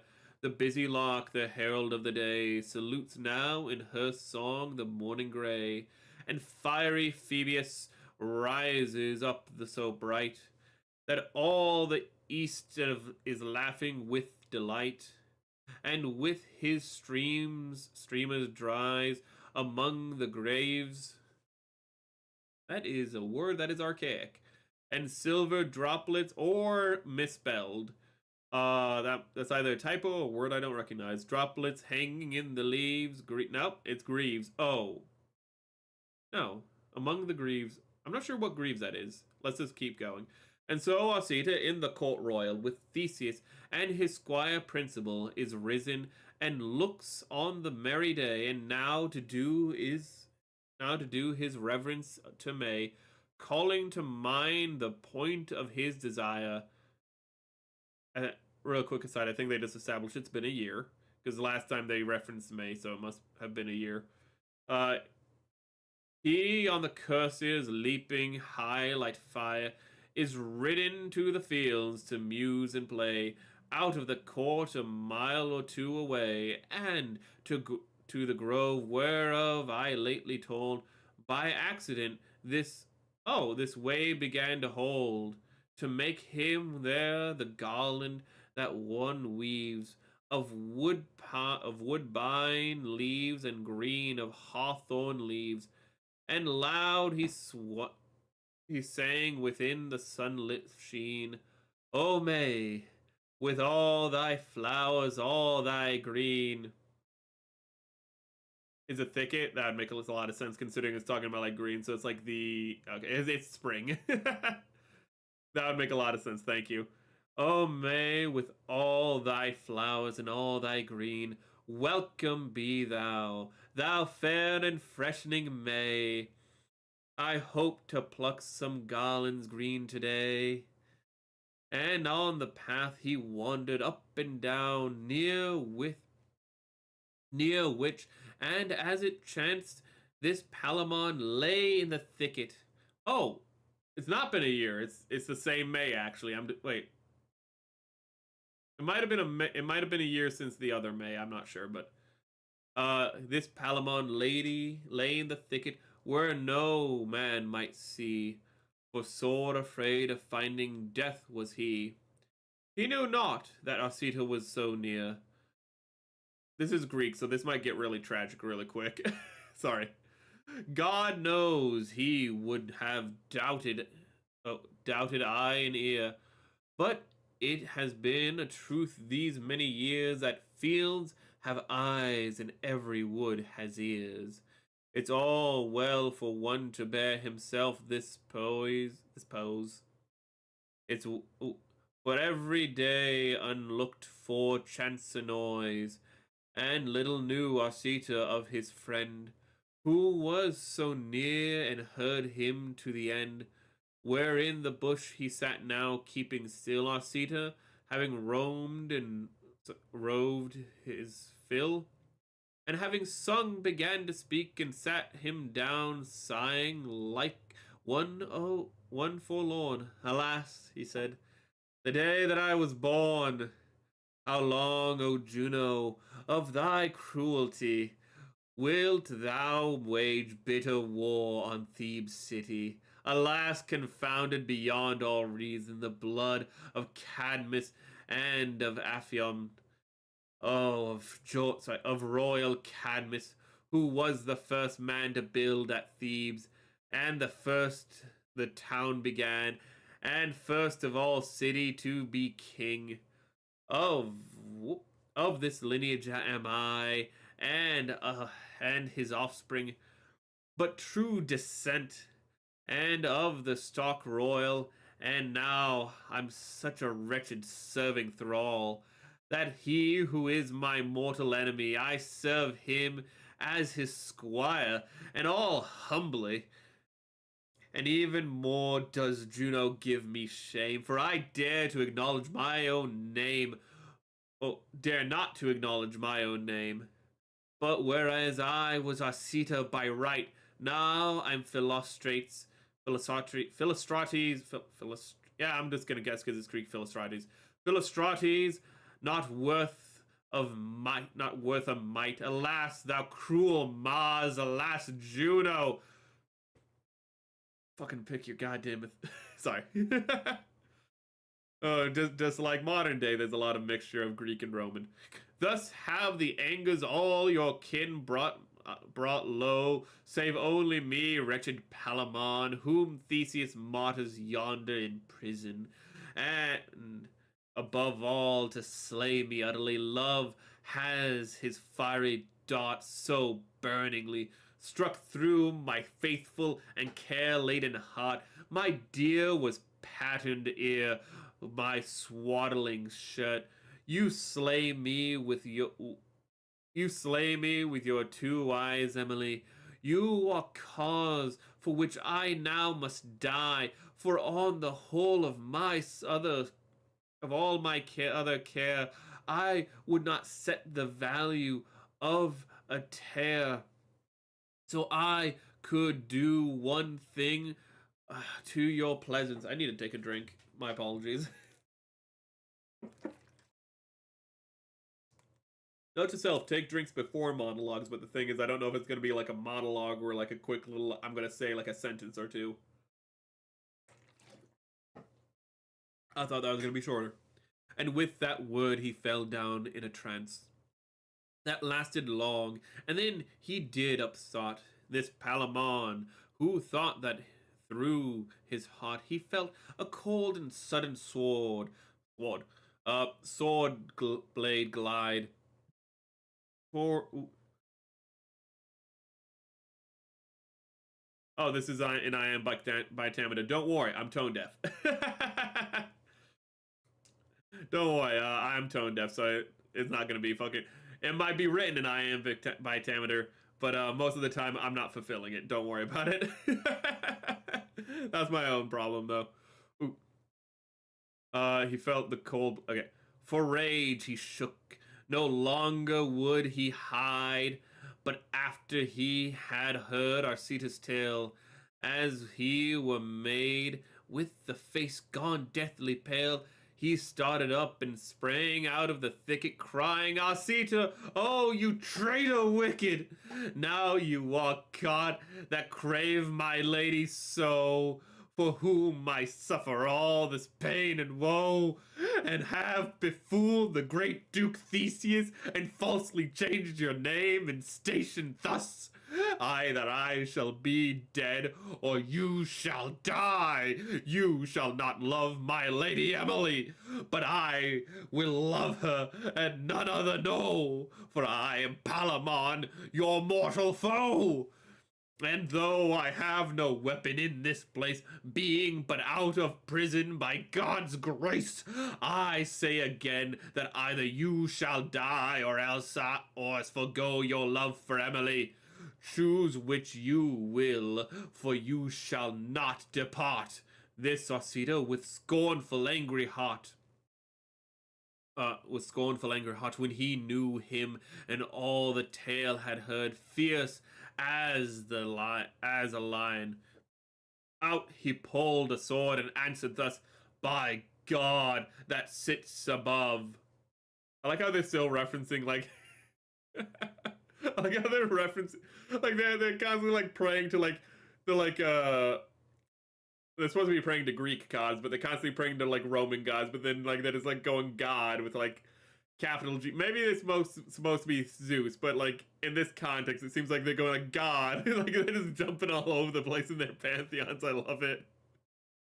Were it not you are sick and made for love, and that you have no weapon in this place, Out of this grove you'd never move a pace, but meet your death right now and at my hand, for I renounce the bond and its demand which you assert that I have made with you.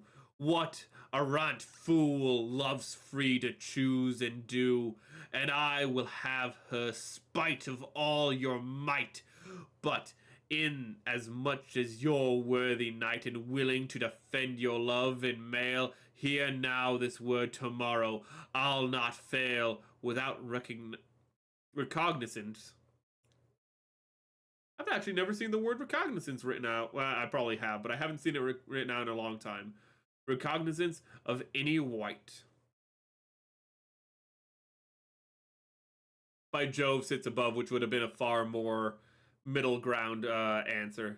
Okay, so yeah, it should be yeah, because Jove, it's kind of complicated, but like Jove is like the middle ground between both, like not Zeus but Jupiter and God.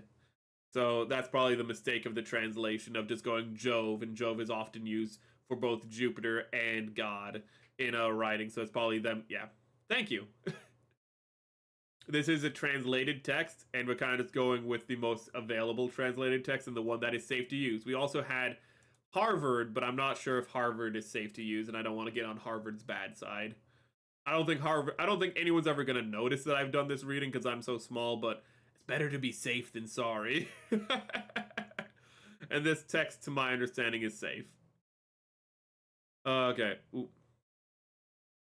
But that's also just the trouble with translations, is that there's always going to be a little bit of hardship. Like the translation of Canterbury Tales I have on my bookshelf is like more accurate, but it's not as, it's more accurate, but it's not in like iambic it's not in iambic, and it's not as like clear to read. It's actually has a bit of a harder structure to read. Also, that one I know is not in fair use, or I'm pretty sure is not in fair use, and also I don't know where to find it online. I'd have to take pictures of it. But back to reading.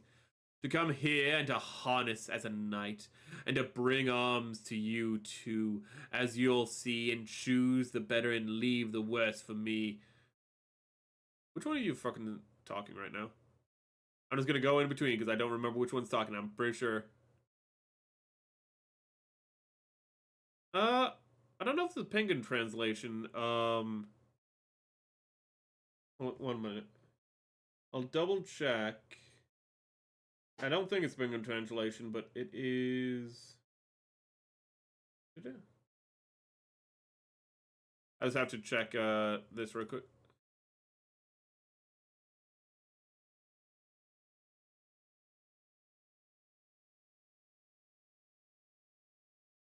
Let me.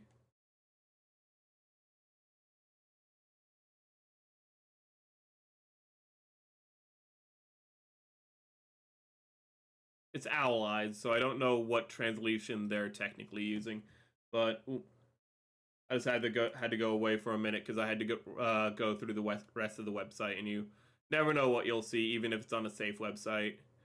Because you could always like misclick on something and it'd be like sign in, and then it'll like just have your email or something like auto-filled.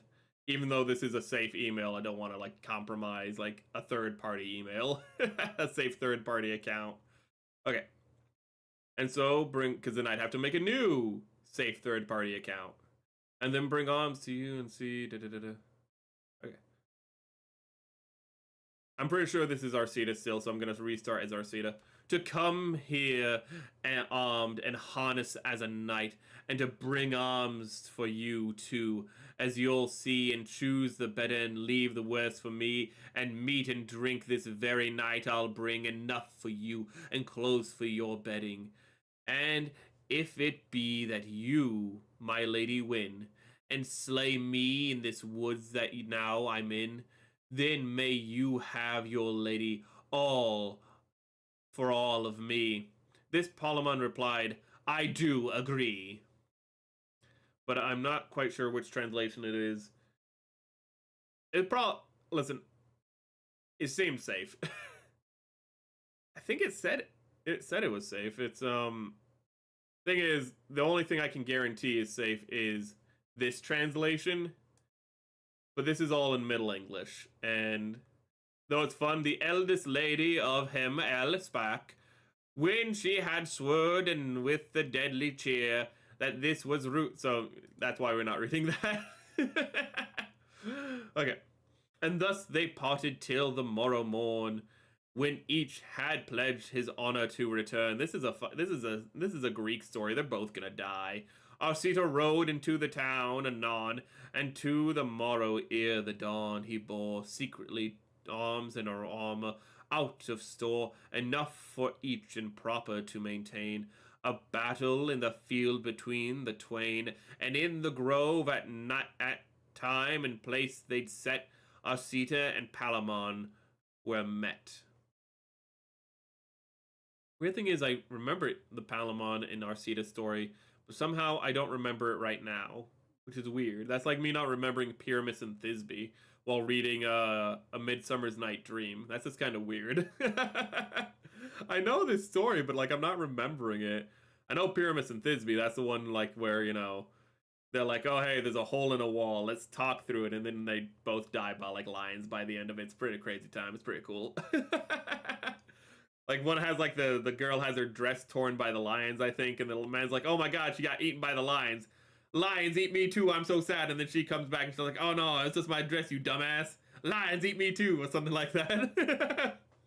I love Greek tragedy. It's always just like it never goes like by half measures. It's always so intense. Everyone dies. It's wonderful. Oh god, probably why Shakespeare plays have like everyone die like half the time, because they were very inspired by Greek tragedies. Ooh. Also, this is more tragic when like half the cast dies by the end of the story, isn't it? Okay. So Arcita and Palamon met. There was no good day given, nor saluting, but without word, rehearsal, or such thing, each of them helping. So they armed each other as dutifully as he were his own brother, and afterwards, with their sharp spears and strong, they thrust each other at the other wondrous long. You might have fancied that this Palamon in battle was furious, mad lion, and that Arcita was a tiger quite, like very boars, and two began to smite, like boars that froth for anger in the wood. Up to the ankles fought they in their blood. I like the little touch of how like they arm each other, because even though this is a Greek story, it's set obviously still in like the medieval era, because that's just what they did. But like they put on each other's armor, and so but like it says how like they put each other's armor on respectfully, like not they didn't sabotage each other, or at least it hasn't revealed that yet. If they did, yeah, basically Shakespeare making fun of a yeah that in Midsummer's Night Dream, I do like that when how it is. Midsummer's Night Dream is like a parody, but also a fan fiction, but also like a love letter to the Greek stories that he very obviously was inspired by throughout all of his play, like through not all of his plays, through many of his plays, like Romeo and Juliet. I do really like that. Like in Midsummer's Night Dream is one of my favorite Shakespeare plays, just because all of like the I guess it really is just because of the meta of him, like, kind of indirectly commenting on his own inspirations and whatnot.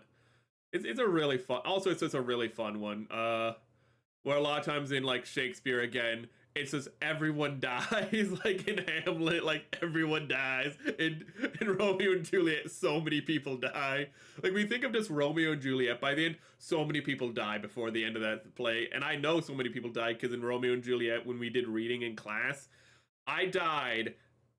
I played 4 characters because I died 3 times. I played a character, he died, so I've got a new character. I played that character, he died, so I played a new character. I played that dude, he died, so I played a new character. I played 4 different people who systematically each died, and it wasn't until the end, my 4th person who didn't die, and I think it's just because we were so close to the end, only Romeo and Juliet had to die, Didn't want some random person to die. Need their deaths to be important. All the non-important people, they died earlier. So many people died in fucking Shakespeare plays. I love it. Okay. Clear was the day, as I have told you ere this, when Theseus, compact of joy and bliss, with his Hippolyta and lovely queen, and the fair Amelia clothed all in green, a hunting they went riding royally. Okay, I was about to say, why are they because they're about to stumble upon who I probably both of them dead. This is Greek. And the grove of trees that grew hard by, in which there was a hut, as men had told Duke Theseus the shortest way he did hold, and to the glade he rode on straight and right, for there the hart was wont to go in flight, and whoever brook, and over a brook, and that's so stupid of me. I just got distracted by having because I read Brook and I immediately thought of Brook from One Piece. That's the dumbest distraction I've had in a while. And over a brook, and I'm imagining them literally riding over Brook from One Piece. Now I'm fucking so stupid. The tragedies end with most of the main characters dead. The comedies end with a double. That's true. That's true. His stories. That's very true. I'm far more. I do love both of them. I love both of his tragedies and comedies. They're fun. That is so fun. Oh, wait, you mean Greek and Greek in general also. That's true. Ooh. I was thinking of just like Shakespeare again. Because again, just his inspirations. His things are that just like really nice happy endings or everyone's dead. Ooh. Man took inspiration from the Greeks and he took it well. Okay, let me not. You know what? I'm just gonna have to imagine they're riding over brook, and over a brook, and so forth on his way. The Duke would have a course at him today, with such hounds as it pleased him and to command. And when this Duke was come upon the land, under the slanting sun he looked anon, and there saw Arcita and Palamon, who furiously fought as two boars do, still alive. And the bright swords went in circles to and fro so terribly that even their least stroke seemed powerful enough to fell an oak. But who the two were, nothing did note. This Duke his course with the sharp spurs smote. Sorry, I was checking the time. And in one bound he was between the two, and lugged his great sword out and cried out, "Ho! No more I say of pain of losing head, by mighty Mars, that one shall soon be dead. Who smites another stroke that I may see? But tell me now the manner of men ye be, that ye are so hardy as to fight out here without judge or other officer." God, I hate that when it's like you get to the line number and then it keeps going, and I need to realize the line number isn't the end of isn't the end of it. It's sometimes a good breaking point, but no, I was sorry. Without judge or other officer, as if you rode in lists right royally. This Palamon replied, then hastily saying, "O sire, what need for more ado? We have deserved our death at hands of you. Two woeful wretches are we, two captives that are encumbered by our own sad lives. That as you are a righteous lord and judge, give us not either mercy or refuge, but slay me first for sacred charity, but slay my fellow here as well with me." Fucking Arcita just looking at him, just going like, "Oh, you spiteful bitch." "Or slay him first, for thou you've just learned it. This is your foe, the prisoner Arcita, that from the land was banished on his head, and for which he merits to be dead. For this is he who came unto your gate, and said that he was known as Philostrate. Thus has he fooled you well this many a year, and you have made him your chief squire, I hear, and this is he that loves fair Melia. For since the day is come when I must die, I make confession plainly and say on that I am the same woeful Palamon who has your prison broken viciously. I am your mortal foe, and it is I who loves so holy Amelia the Bright that I'll die gladly here within her sight. This worthy duke presently spoke again, saying, "I'm sorry, I just made the connect. My brain made the connection of Emily with Amelia from RE0. Don't worry about it. This judgment needs but a short session. Your own mouth, I, and by your own confession, has doomed and damned you." Wait. Oh, with worthy Duke presently spoke again. Sorry. This is the Duke. I'm speaking as Palamon, so let me fix the tone. This judgment needs but a short session. Your own mouth, I, and by your own confession, has doomed and damned you, as I shall record. There is no need for torture, on my word, but you shall die by mighty Mars the Red. But then the queen, whose heart for pity bled, began to weep, and so did Emily, and all the ladies in the company. Great pity must it be, so though they all that ever so thought they all. Damn it. So thought they all that ever such misfortune should befall. For these were gentlemen of great estate, and for no thing save love was their debate, and all cried out greater and less they cried, "Have mercy, Lord, upon us women all!" And down upon their bare knees did they fall, and who would have kissed his feet there where he stood? Fucked that up. Till at last assuaged. Oh, I'm so sorry to fucking have this break. It wasn't it wasn't assuaged, it was assuaged, but it was the mid-English, and there's no U in assuaged in Middle English. Sorry, when we were reading the Middle English version. Oh, fuck. Oh, that makes, oh, okay then. I just realized, sorry, some etymology just happened. Till at last assuaged was his high mood, for soon will pity flow through the gentle heart, and thought he first for ire did sake and start.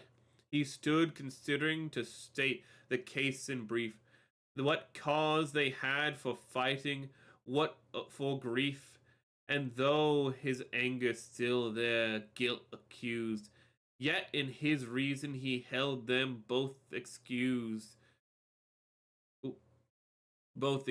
in such wise he thought well that every man will help himself in love if he but can, and will himself deliver from prison. And too at heart he had compassion on those women, for they cried and wept as one. And in his gentle heart he thought anon, and softly to himself he said, "Fay, upon a lord that will have no mercy, but acts the lion both in word and deed, to those repentant and in fear indeed, as well as to the proud and piteous man." I need to sneeze.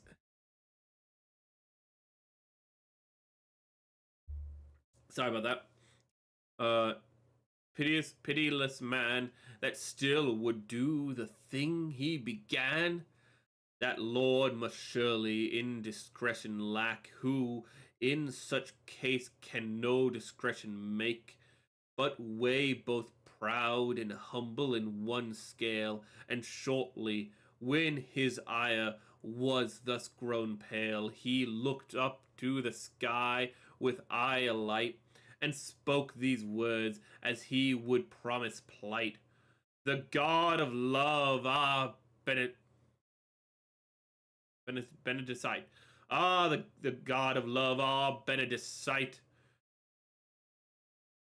stop thinking of etymology, Merrick, for 2 seconds. I just thought of like Benedictus and whatnot, and that means like it would often be used for like the like people who love God and just Latin and Greek fucking roots, and I need not to get distracted by that. Ah, the god of love, Benedicite.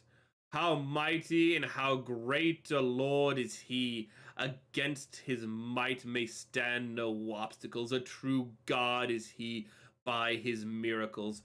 For he can manage in his own sweet wise the heart of anyone as he devise. Lo here Arcita and this Palamon that were delivered unto my prison, and might have lived in Thebes right royally, knowing me for their mortal enemy, and also that their lives lay in my hand.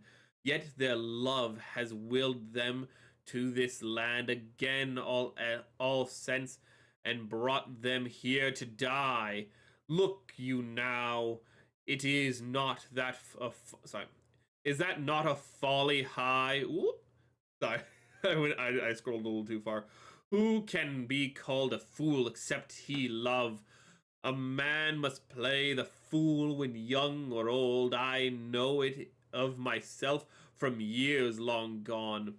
For of love's servant I've been numbered one, and therefore since I know well all love's pain, and know now sorely it can it can man constraint as one that has been taken in the net. I will forgive your trespass and forget. At instance of my sweet queen kneeling here, I and of Emily, my sister dear, and you shall presently consent to swear that nevermore will you my power dare, nor wage war on me, either night or day, but will be friends to me in all you may. I do forgive this trespass full and fair.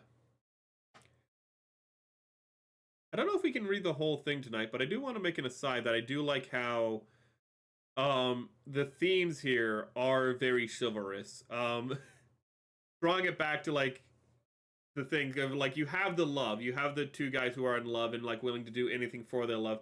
But really what I'm thinking of, what I'm talking about is Theseus, who is practicing temperance, mercy, and goodwill and all that. Like he's practicing like the knightly virtues that we kind of skirted over in the presentation at the start. So I'm really starting to see why the knight chose this story of all stories to tell.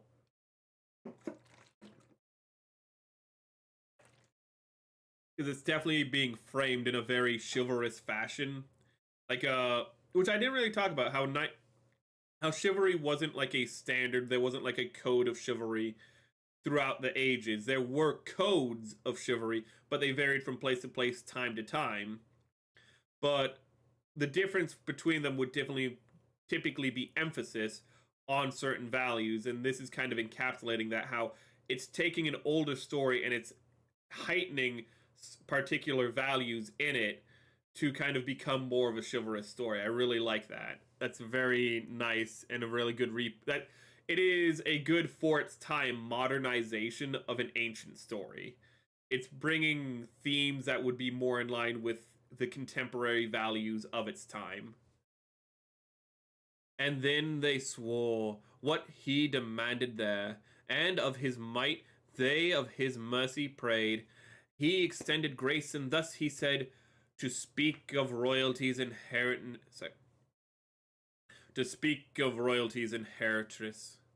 although she be a queen or princess, each of you both is worthy, I confess. When comes the time to wed, but nonetheless I speak now of my sister Emily. The cause of all this strife and jealousy. You know yourselves she may not marry two at once, although you fight or what you do. One of you then, and be he loath or lief, must pipe his sorrows in an ivy leaf.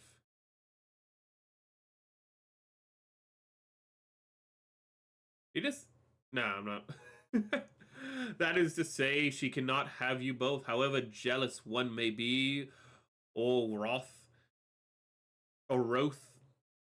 Therefore, I put you both in this decree, that each of you shall learn his destiny as it is cast and here now, in what wise the word of fate shall speak through my device.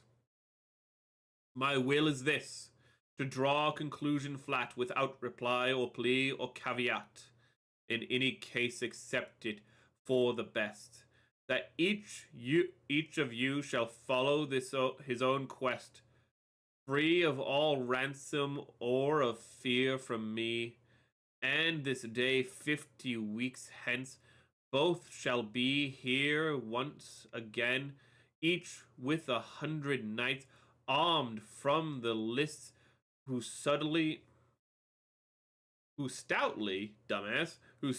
for your rights will ready be to battle to maintain your claim to love. I promise you again upon my word, and as I am a knight, that whichsoever of you wins the fight, that is this to say, whichever of you two may with 100 whom I spoke of do his foe to death, or out of boundary drive, then he shall have Amelia to wife, to whom the fortune gives so fair grace. Sorry, I paused there, but is this gonna recruit 200 people to like help do a mock battle with these dudes? Oh my goodness. I'm gonna just get 200 people and you're gonna just have a mock battle. Whoever wins, either by, pushing each other out of the arena, which would have just been like a field, or, literally kills the other dude, you get her hand. They did things differently back then. Ooh, I think that men would deem it negligence. Ooh, if I forgot to tell you of the expense of Theseus, who went so busily to work upon the list right royally, for such an for such an amphitheater he made.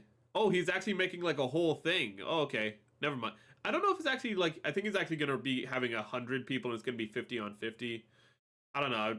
I kind of didn't. I missed that a little. It's either 50 on 50. It's probably 50 on 50. It's either that or he's literally getting 200 dudes, which, like, damn. But he's actually making a proper arena for it. Holy shit. Its equal never yet on earth was laid.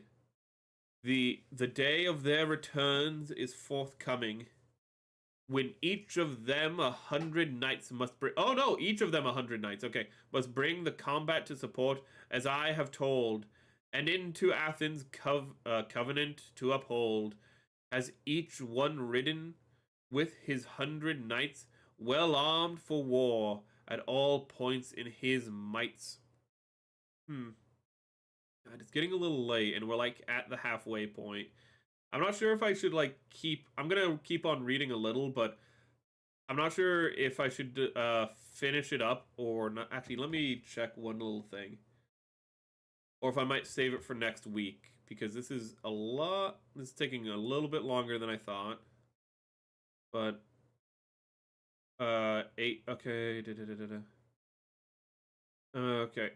I'm just checking how much of is left is actually like the text and how much is like credits and whatnot, because sometimes when you do these readings, like half the page is text, so I didn't want to like stop when there's like, only like maybe a few more lines to go. Let me see here. We are over the halfway point though.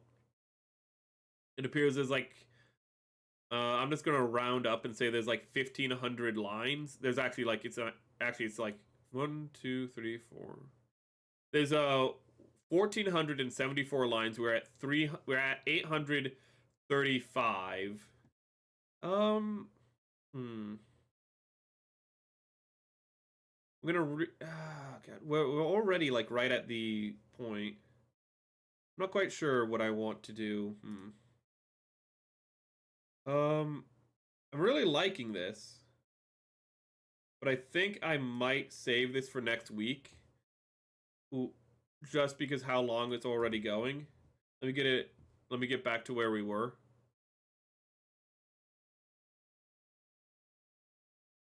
I'll read right up until the battle, I think. Though I think it's about to happen anyways. Let me get the reading back up for you guys. There we go. Okay.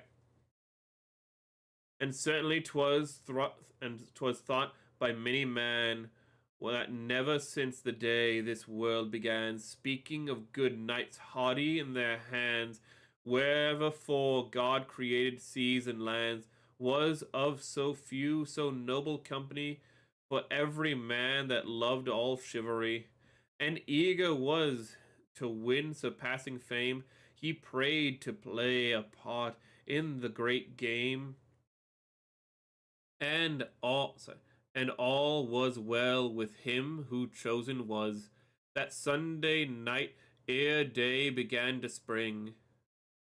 When Palamon the earliest lark heard sing, although it lacked 2 hours of being day, yet the lark sang and Palamon sang alay. With pious heart and with high courage he rose to go upon the pilgrimage unto the blessed Cytherea's shrine, I mean Queen Venus worthy and benign. And at her hour he then walked forth apace out to the lists wherein her temple was, and down he knelt in manner to revere, and from the full heart spoke as you shall hear, fairest of fair, O lady mine, Venus, if thou wilt help, thus do I make my vow, to boast of knightly skill I care not now, nor do I ask tomorrow's victory, nor any such renown, nor vain glory of prize of arms blown before lord and churl, but I would have possession of one girl, of Emily, and die in thy service. Find thou the manner how, and in what wise, for I care not unless it better be, whether I vanquish them or they do me, so I may have my lady in my arms. For thou, Mars, is the god of war's alarms. Thy powers is so great in heaven above, that if it be thy will, I'll have my love. Thy temple will I worship always so, that on thine altar when I ride or go, I will lay sacrifice and thy fires feed, and if thou wilt not so, O lady seed, I pray thee that tomorrow with spear Arcita bear me through the heart thus here, for I'll care not when I have lost my life, that Arcita may win here for his wife. This the affected and end of all my prayer. Give me my love, thou blissful lady fair. Now when he'd finished all the orison, his sacrifices he made this Palamon right piously, with all the circumstance, albeit I tell not now his observance. But at the last the form of Venus shook and gave sign, and thereupon he took his acceptance of his prayer that day. For though the signal came after delay, yet he knew well that granted was his boon, and this, oh, and with glad. Sometimes you just fuck up and you need a mental reset. And with glad heart he got him home right soon, 3 hours unequal after Palamon, to Venus's temple after the lists had gone. Up rose the sun, and up rose Emily, and to Diana's temple did she hie. Her maidens led she thither, and with them they carefully took fire and each emblem, and incense robes and remainder all of things for sacrifice ceremonial. Her bright hair was unbound, but combed withal. She wore a green oak leaves coronal, a coronal, damn it. She wore a green oak leaves coronal upon her lovely head. Why not just say laurel? Oh, to keep the iambic pentameter, that's why. Then she began 2 fires upon the altar stone to fan. When kindled was the fire with sober face, unto Diana spoke she in that place. Chaste goddess, well indeed thou knowest that I desire to be a virgin all my life, nor ever wish to be man's love or wife. I am, thou knowest, yet of thy company a maiden who loves the hunt and venery, and to go rambling in the greenwood wild, and not be a wife, and to be with child. I do not crave the company of men. Now help me, lady, since thou mayst and can, by 3 beings who dare are by the 3 beings who are one in thee, for Palamon who bears such love to me, and for Arcita loving me so sore. This grace I pray thee, not one thing more, to send down love and peace between those two, and turn their hearst away from me, so do. That all their furious love and their desires, and all their ceaseless torment and their fire, be quenched or turned into some other place. And if it be thou wilt not show this grace, or if my destiny be patterned so, that I must needs have one of these same 2, then send me him that most desires me. The fires blazing high upon the altar there, while Emily was saying thus her prayer. Don't make an RE0 reference right now, Merrick. But suddenly she saw a sight most quaint, for there before her eyes one fire went faint, then blazed again, and after that anon the other fire was quenched, and so was gone.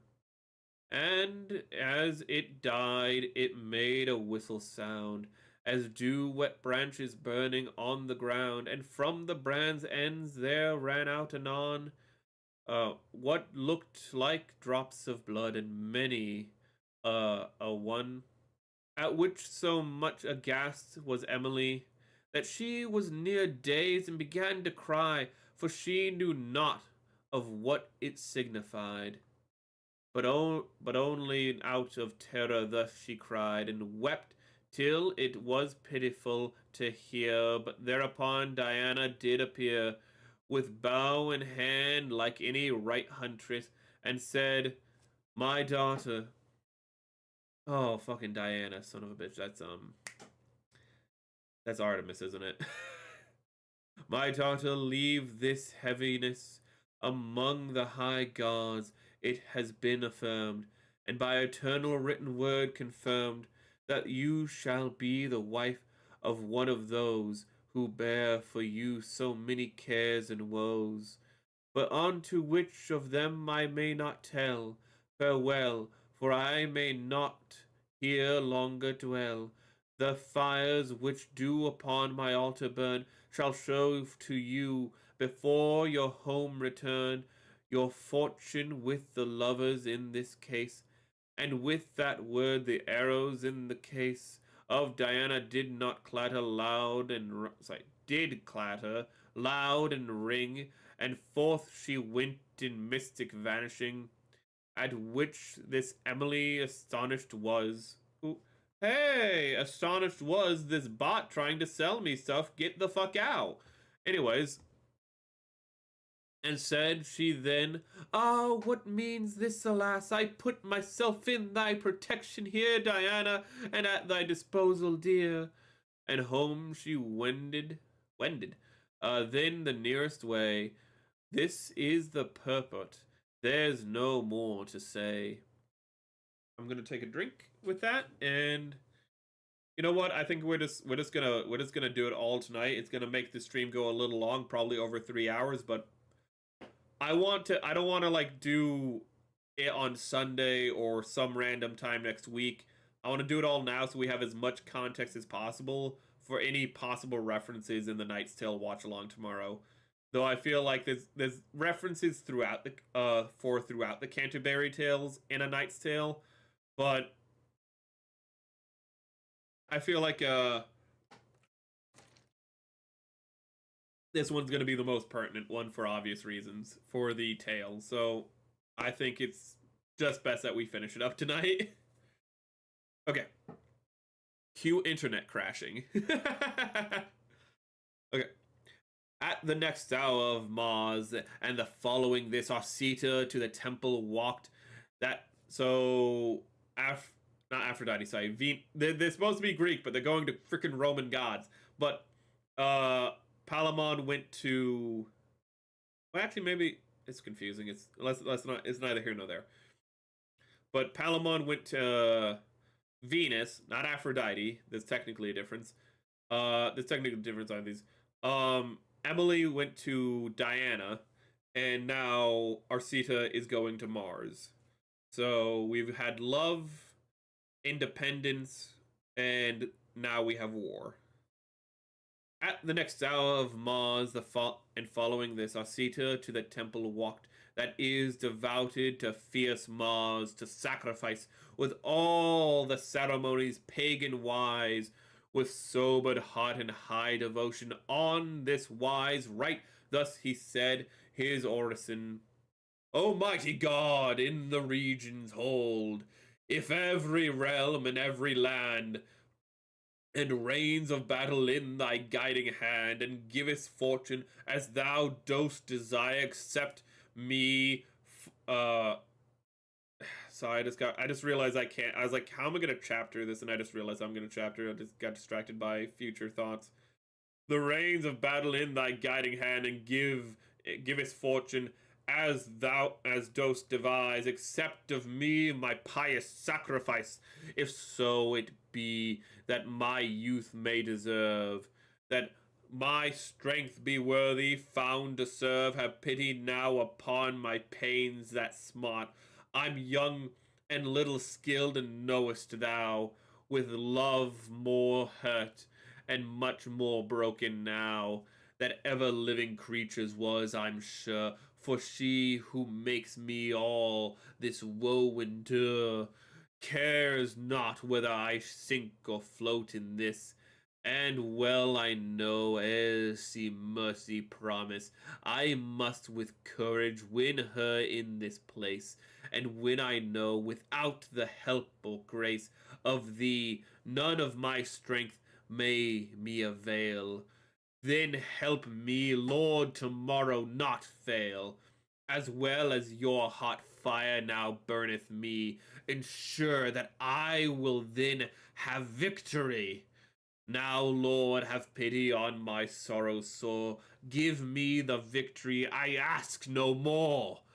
With the ended prayer, Arcita the strong, the rings that on the temple door were hung, and even the doors themselves rattled so fast that this Arcita found himself aghast.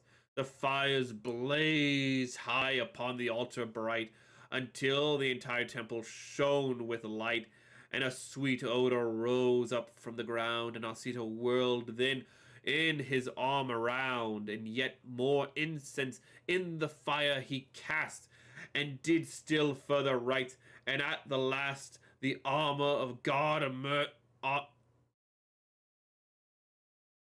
I just tried to combine Mars with Ares. I just said Amaris. The armor of God Mars began to ring, and with the sound there came murmuring low, uncertain, saying, Victory! For which he gave Mars honor and glory. And thus in joy and hope with all might dare Arcita to his lodging then did fare, fain of the fight as foul is of the sun. but thereupon such quarreling has begun from this same granting in the heaven above 20 twixt lovely Venus, goddess of love, and Mars, the iron god of omnipotent, armipotent, not omnipotent, of armipotent, that Jove toiled. Well, they got Jove correct. Let's not focus on that. And Jove toiled hard to make a settlement until the shallow Saturn, calm and cold, whom had so many happenings known of old, found from his full experience and experience the art to satisfy each party and each part. For true it is, age has great advantage, experience and wisdom come with age. Experience and wisdom come with age. Men may the old outrun, but not outwit. Saturn anon to make the fighters quit, although peacemaking goes against his kind. For all this strife begins to remedy find. Now will I cease to speak of gods above, of Mars and Venus gods, of all love. Oh. And to tell now as plainly I can the great result for which I first began. A herald of a scaffold cried, Ho! And I need to adjust one little thing. There we go. Ho! Till all the people's noise was stilled, and so, when he observed that all were fallen still, he then proclaimed the mighty ruler's will. The Duke, our lord, full wise and full discreet, holds that it were but wanton waste to meet for gentle folk to fight all in the guise of mortal battle in this enterprise. Wherefore, in order that no man may die, he does this earlier purpose modify. No man, therefore, or pain of loss of life, shall any arrow, pole, axe, or short knife send into lists in any wise, or bring, nor any sorten sword, or pointed thrusting shall a man draw, or bear it by his side, nor shall a knight against opponent ride, save one full course, with any sharp ground spear, unhorsed a man may thrust with any gear, and he that's overcome shoulder this occur, shall not be slain, but brought to barrier. Therefore, there shall be one on either side, let him be forced to go there and abide. And if by chance the leader there must go, of either side, or slain his equal foe, no longer then shall tourneying endure. God speed you. Go forth now and lay on sure, with long sword and with maces fight your fill. Go now your ways. This is the Lord Duke's will. The voices of the people rent the sky. Such was the uproar of their merry cries. Now God save such a lord, who is so good he will not have destruction of men's blood. Arcita and 100 of his party, with banner red and entering anon, and in the self same moment Palamon and under Venus eastward in that place. Oh, sorry, the rise. Don't worry about it. It's just eastward is important for Venus. Eastward in that place, with banner white and resolute of face, and all the world searching it up and down. So equal were they all from heel to crown, that heel to crown there were no two such bands in any way, for there was no man wise enough to say how either had of other advantage in high repute or in estate or age. So even were they chosen. So even were they Okay, that's a little. I know what it's saying, but it just sounds a little. So even were they chosen, as I guess, then there, then were gates closed and cry rang aloud. I'm gonna take a quick break to recenter myself real quick because I have learned with the first time we did a long read with Job that if I read for too long, I lose track of things and it gets a little messy.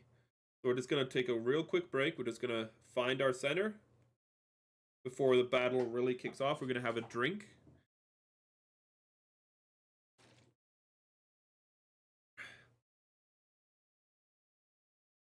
Okay. Now to your devoir, all you young knights proud. The heralds cease their spurring up and down. Now ring the trumpets as the charge is blown. And there's no more to say, for east and west 200 spears are firmly laid in rest. In goes the sharpened spur into the side. Now see. Oh, fuck. Now see men who can joust and who can ride. Now, I think I misread something. I think I read, instead of up horse, I think I read unhorsed by accident or something like that. Um, now shivered all the shafts of bucklers thick. On heels through very breastbone and spears prick. Lances are flung full 20 feet in height. Out flash the swords like silver burnished bright. Helmets are hewed, and lacings rip and shred. Out bursts the blood, gushing in stern steam red. With mighty maces, bones are crushed in joust. Also, I did not touch upon this in jousting. Yes, jousting was not just with lances. There was also sword jousting, mace jousting, axe jousting. Very fun time, but nowadays we only think of it as a lance jousting. I forgot to mention that. Though this is more of a mock battle than, say, a jousting tournament. I think, yeah, this is more of a mock battle. One, though, the thickest throng begins to thrust. Their strong steeds stumble now and goes all. One rolls beneath their feet as rolls a ball. One fails about with club, being overthrown. Another on a mailed horse rides him down. One through the body's hurt and led for aid despite his protests to the barricade. As compact was their were must abide. At times Duke Theseus orders them to rest, to eat a bit and drink what each like best. And many times that day those Thebans, we're gonna say Thebans, two met in fight and wrought each other woe. Each has the other unhorsed on the day. No tigress in the vale of Galgaphy. I'm gonna say Galgaphy. In the vale of Galgaphy, whose little whelp is stolen in the light, is cruel to the hunter as our sight. For jealousy is cruel to Palamon, nor is Belmari when the hunt is on. Is there a lion wild for want of food, that of his prey desires so much the blood, as Palamon the death of our sight there? Their jealousy blows fall on their helmet fair, for outleaps the blood and makes their two sides red. But sometimes comes the end of every deed, and ere the sun had sunk to rest in gold, and mighty King Emeritus did hold this Palamon as he fought with Arcita, and made his sword deep in the flesh to bite.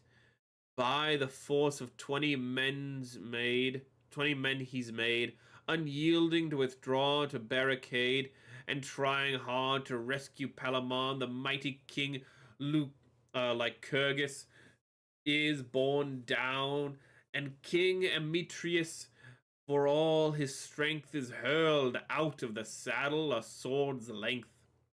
So hits out Palamon once more. Oh, ear, but all for naught. He's brought to barrier. His hardy heart may now avail him not. He must abide there now, being fairly caught by force of arms, as by provision known. He who sorrows now, but woeful Palamon. Don't want to spoil something, I just remembered something. Who may no more advance into fight. And when Duke Theseus had seen this sight, unto the warriors fighting every one, he cried out, Hold! No more! For it is done. Now will I prove true judges of no party. Theban Arcitian shall have Emily, who by his fortune has her fairly won. But now, what can fair Venus do above? What says she now? What does this queen of love but weep so fast for thwarting of her will? Her tears upon the list began to spill. She said, Now I am shamed and overflung. But Saturn said, My dear, hold your tongue. Mars has his will, his knight all his boon. His knight has all his boon. But by my head you shall be eased, and soon. The heralds that did loudly yell and cry were at their best for joy of Sir Arcite. Why? It's going like from Arcita to Arcite, and I don't know why. I don't know if that's a typo or what that is. But listen, now. Leave off your nose a bit. Leave off your noise. I was like, what the fuck does that mean? Leave off your noise a bit. To the miracle that happened there anon. This fierce Arcita doffs his helmet soon, and mounted a horse to show his face. He spurs from end to end of the great place, looking aloft to gaze Emily, and he casts down on him a friendly eye. For women, generally speaking, go wherever fortune may her favor show. And she was fair to see, and held his heart. But from the ground infernal fury sought, from Pluto sent in at instance of Saturn, whereat his horse for fear began to turn and leap aside, all suddenly falling there, and Arcita, before he could be aware, was pitched upon the ground upon his head, and lay there moving not, as he were dead. So ran the surging blood from his head. Anon, yeah, that's a Greek there's the tragedy. Anon they carried him from that place with heavy hearts to Theseus's place. There. Okay. Okay, there was like a piece of dust flowing in the air, and when I was speaking just now, I inhaled it. How pleasant. What a pleasant feeling. I laid him on the bed, for he was yet alive, and some words said, okay, listen. Carried him out of that place, and with heavy hearts to Theseus's palace. There was his harness cut away, each lace, and swiftly was he laid upon a bed, for he was yet alive, and some words said, crying and calling after Emily, swells now Arcita's breast, until the sore increases near his heart, yet more and more clotted blood, in spite of all leechcraft roots in his bulk, and there it must be left, since no device of skillful bloodletting, nor drink of herbs can help him in this thing. All is so broken in that part of him. Nature retains no vigor, there no vim. The sum of all is Arcita must die. And so he sends a word to Emily. And Palamon, who was his cousin dear. And then he said to them, as you shall hear, to you, my lady, whom I love the most, but I bequeath the services of my ghost. To you, above all others, this being, sir, now that my life may here no more endure. Alas, the woe, alas, the pain so strong, that I for you have suffered, and so long. Alas, for death, alas, my Emily, alas, the parting of your company. Alas, my dear, heart's own queen, alas, my wife, my soul's dear lady, ended of my life, ender of my life, son of a bitch. Alas, soul's dear lady, ender of my life, farewell, my sweet foe. Oh, Emily, oh, take me in your gentle arms, I pray, for love of God, and hear what I will say. I have here with my cousin Palamon had strife and rancor, mania a day that's gone for love of you and for my jealousy. May Jove so surely guide my soul for me to speak about a lover properly in this world. Right now, I know of none so worthy to be beloved as Palamon, who serves you and will do so all his life. And if you ever should become a wife, forget not Palamon, the noble man. And with that word his speech to fail began. For from his feet upon his breast had come the cold of death, making his body numb. And furthermore, from his 2 arms the strength was gone out now, and he was lost at length. Only the intellect, and nothing more, which dwelt within his heart so sick and sore, began to fail now when the heart felt death, and his eyes darkened, and he failed of breath. But on his lady turned he still his eye, and his last word was, "Mercy, Emily." His spirit changed its house and went from here. As I was never there, I can't say where. Now will I speak forthwith of Emily, shrieked Emily, and howled now Palamon, till Theseus his sister took anon and bore her swooning from the corpse away. How shall it help to dwell the livelong day in telling how she wept both night and morrow? For in like cases women have such sorrow when their good husband from their side must go, and for the greater part they take on so, or else they fall into such malady that at such last and certainly they die infinite were the sorrows and the tears of all old folk and folk of tender years throughout the town at death of this Theban. For him there wept the child and wept the man, so great a weeping was not, 'tis certain, when Hector was brought back, but newly slain to Troy. Alas the sorrow alas the sorrow that was there, tearing of cheeks, not tearing, sorry, tearing of cheeks and rending out of hair. Oh, maybe tearing of cheeks, because, okay. Oh, why will you be, oh, why will you be dead? These women cry. Oh, who had of gold enough, and Emily?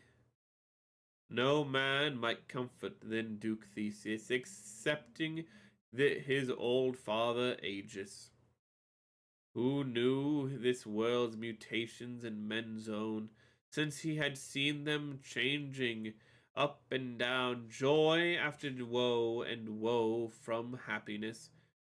He showed them by example the process. Just as there never died, just as there never died a man, quoth he, but he lived on earth in some degree. Just so there never lived a man, he said, in all the world, but must be some dead. This world is but thoroughfare of woe, and we are pilgrims passing to and fro. Death is the end of every worldly sorrow. And after this he told them yet much more, to the effect all wisely and exhort the people that they should find some comfort. Duke Theseus now considered, and with care, what place of burial he should prepare for good Arcita, as it best might be, and one most worthy of his high degree. And at last concluded hereupon, damn it, and at last concluded hereupon, that where at first Arcita and Palamon had fought for love, with no man else between, there in the very grove, so sweet and green, where he mused on his amorous desires, complaining of love's hot and flaming desires, he'd make pyre and have funeral accomplished here the worthily in all. And so he gave command to hack and hew the ancient oaks that lay them straight and true in split lengths that would kindle well and burn. His officers with sure swift feet they turn and ride away to do his whole intent. And after this Duke Theseus straight away sent for great beer. Could that be beer? I don't know. And had it all o'er spread with cloth of gold and richest that he had. Arcita clad he too in cloth of gold. White gloves were on his hands where they did fold. Upon his head a crown of laurel green, and near his hands a sword both bright and keen. Then, having bared the dead face of the buyer, I don't know which one, the Duke so wept, 'twas pitiful to hear, and so that folk might see him, one and all. When all was day, he brought them to the hall, which echoed of their wailing cries anon.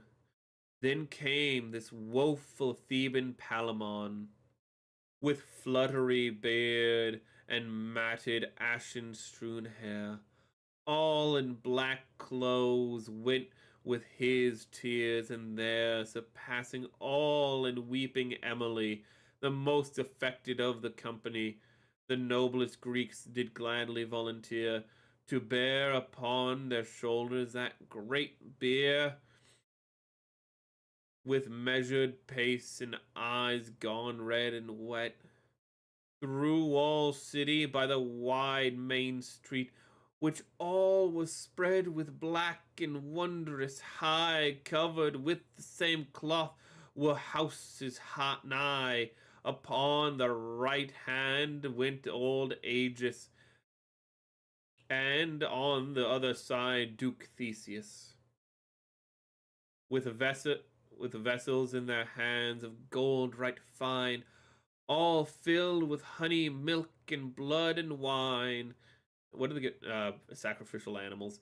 I was gonna say, where do they get blood?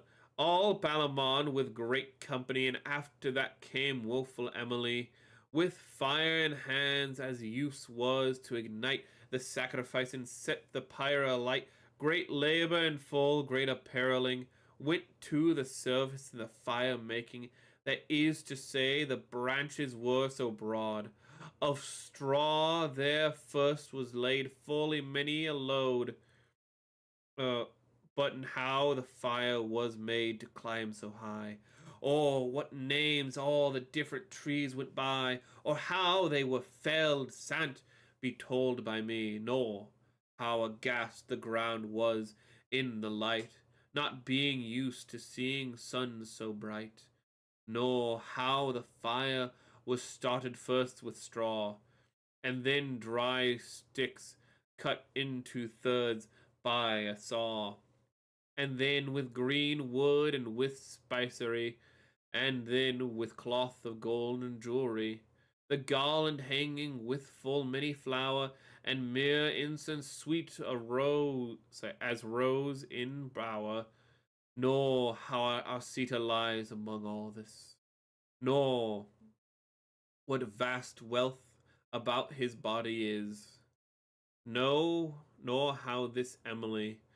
as was their way, lightened this, lighted, damn it, not lightened, lighted the sacred funeral fire on that day, nor how she swooned when men built up the fire, nor what she saw, nor what she said, nor what was her desire, nor what gems men on the fire then cast, when the white flame went high and burned so fast, nor how one cast his shield and one his spear, and some their vestments on that burning pyre, with cups of wine and cups of milk and blood into the flame, which burned as wild fire would, nor how the Greeks in one huge wailing rocked, rode slowly 3 times all the fire about, upon the left hand with a loud shouting, and 3 times more with weapons clattering, while thrice the women there raised up a cry, nor how was homeward led sad Emily, nor how Arcita burned to ashen cold all that same night, nor how the Greeks did play, who naked wrestled best with oil anointed, nor who best bore himself in deeds appointed. I will not even tell how they were gone home into Athens when the play was done, but briefly to the point now will I wend, that make of this my lengthy tale an end. With passing of their length of certain years, all put by was in mourning, and the tears of Greeks, as by one general asset. And then it seemed there was a parliament then it seemed there was a parliament at Athens upon certain points in case, among the which points spoken of there was the ratifying of alliance that should hold Thebes from all defiances. Alliances and defiances, not alliance. Whereat this noble Theseus anon invited there the gentle Palamon, not telling him what was the cause and why. 1 minute. Okay. Not the cause and why, but this morning clothes and sorrowfully he came upon the bidding, so say I, and the Duke Theseus sent for Emily. When they were seated, and was hushed the place, and Theseus had mused a little space, ere any word came from his full wise breast, his 2 eyes fixed on whose pleased him best. Then with a sad face sighed he deep and still, and after that began to speak his will. When first Jove forged the goodly chain of love, great the effect and high was his intent. Well knew he why, and what thereof he meant. For with the goodly chain of love he bound, and fire, the air, the water, and dry ground in certain bounds, and which might not flee. The same first cause the mover. Then he quoth, then quoth he, sorry, as established in this base world, up and down a certain length of days to call their own, for all that are engendered in this place beyond the which not one day may they pace, though yet all may that certain time abridge, authority there needs none, I allege. For it is well proved by experience, well may man, unless he be fool, that every past derives but from the whole, and and therefore, of his wisdom's providence, has he so well established ordinance, that species of all things and all progressions, if they'd endure, it must be by succession. Not being themselves eternally, 'tis no lie. This may you understand and see by eye. Lo now, the oak that has long nourishing sorry. Lo now, the oak that has long nourishing, even now from the time that it begins to spring, and has so long a life as we may see, yet at that last, all wasted is the tree. I need to take a drink. Humor me for a minute. I don't like to drink in the middle of a monologue, but you gotta do what you gotta do.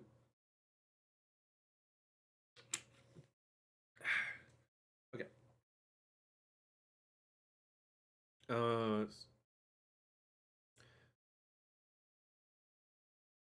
As long life as we may see. Yeah, okay. Consider too how even the hard stone under our feet we tread each day upon, yet wastes it as it lies beside the way, and the broad river will dry some day. The great towns wane, we see them vanishing. Thus may we see the end of everything. Of man and woman, just the same is true, needs must, in either season of the two. That is to say, if youth or else in age, all men perish, the king as well as page, some in their bed, and some in deep sea, and some in the wild field, as it may be. There's not will help. There's not will help. All go the same way, I. Then may I say that everything must die. Who causes this but Jupiter the king? He is the prince and the cause of everything, converting all back to the primal well, from which it is for which it was derived. 'Tis sooth to tell, and against this, for everything alive of any state avails it not strive. Then is it wisdom, as it seems to me, to make a virtue of necessity, and calmly take what we may not eschew, and especially uh, God damn it, I hate when I just do that. And especially which to all is due. Whoso would balk at aught, he does folly, and thus rebels against his potency. And certainly a man has most honor in dying in his excellence and flower, when he is certain of his high good name, for he gives to friend and self no shame. The gladder ought a friend to be his death, when in much honor he yields up his breath. Than when his name's grown feeble with old age, for all forgotten, then is his courage. Whence it is best for all of noble name to die when at summit of their fame. The contrary of this is willfulness. Why do we grumble? Why do we grumble? Why have heaviness?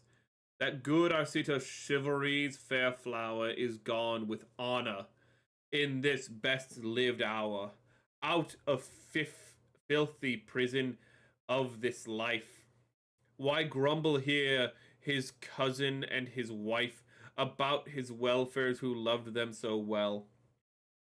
Can we thank them? Nay, God knows not. Damn it, I meant to say Jove. Nor tell oh my god, nor tell how they his soul and their own selves offend. May I prove by long argument, say that we all turn to merriment, after our grief, and give Job thanks for grace. I hate the inconsistency of that. Uh, he says Job and then God, and he means I hate the inconsistency. And so, before we go from out this place, I counsel that we make of sorrows two one perfect joy, lasting for I, for you, and look for now where most woe is wherein. Where will we first amend in and begin? Sister, quoth he, you have my full consent. With the advice of this parliament, the gentle Palamon, or your own true knight, who serves you well with will and heart and might, and has so as ever, since you knew him first, that you shall of your grace allay his thirst, by taking him your husband, and for lord. Lend me your hand, for this is your accord. Let now your woman's pity make him glad, for he is king's brother's son, by gad. And though he were poor knight bachelor, since he has served you for so many a year, and borne for so great adversity, this ought to weigh with you, it seems to me. For mercy ought to dominate mere right. Ooh, damn it. Then said he thus to Palamon the knight, I think there needs but little sermoning to make you give consent. Now to this thing, come near and take your lady by the hand. Between them then was tied the nuptial band, which is called matrimony or marriage, by all the council and baronage, and thus in all bliss and with melody has Palamon now wedded Emily. And God and Jove, who all the universe has wrought, send him his love, who has it dearly bought.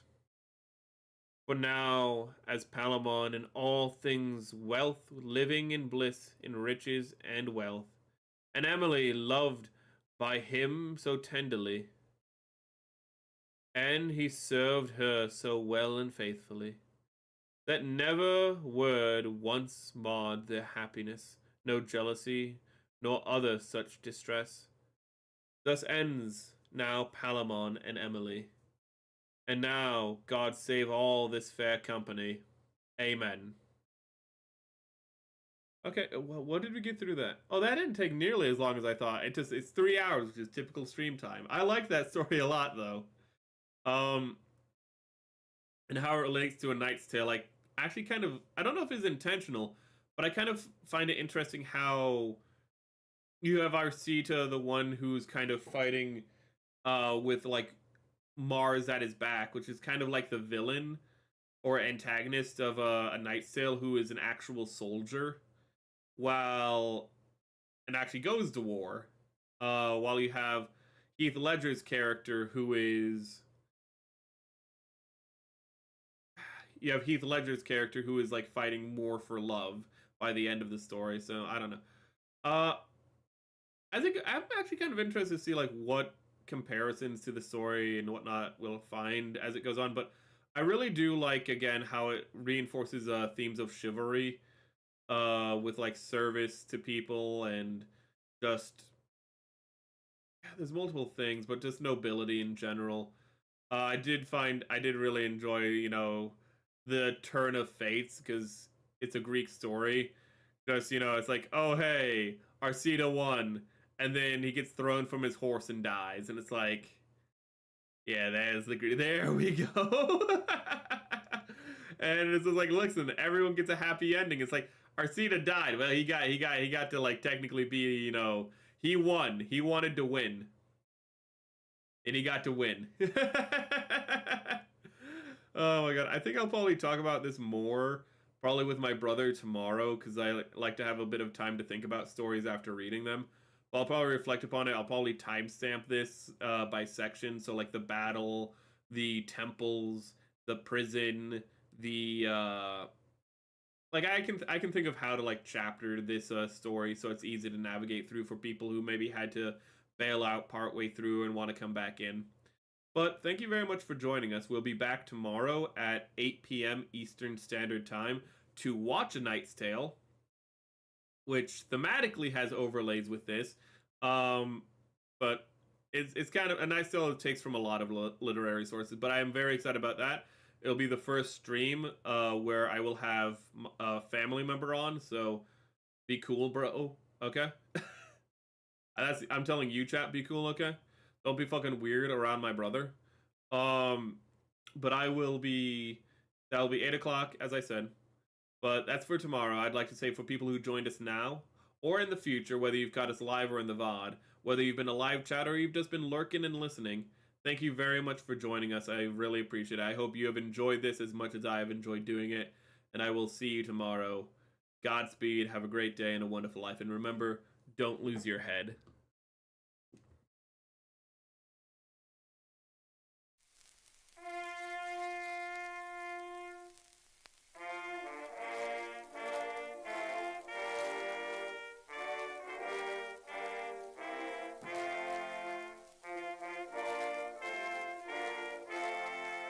Actually, I'm gonna link out YouTube real quick,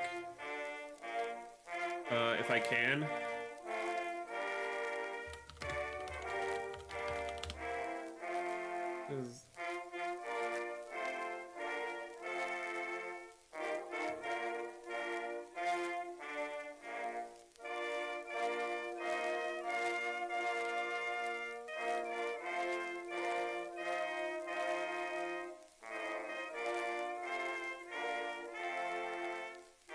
I'm gonna link you out to Powerlines.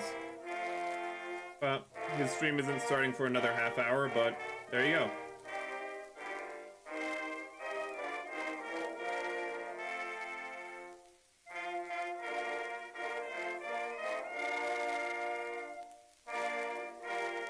Oh, that's the starting soon. I'm stupid. It's supposed to be this one that was supposed to be up. Well, I'm not redoing the song. Have a good night, everyone.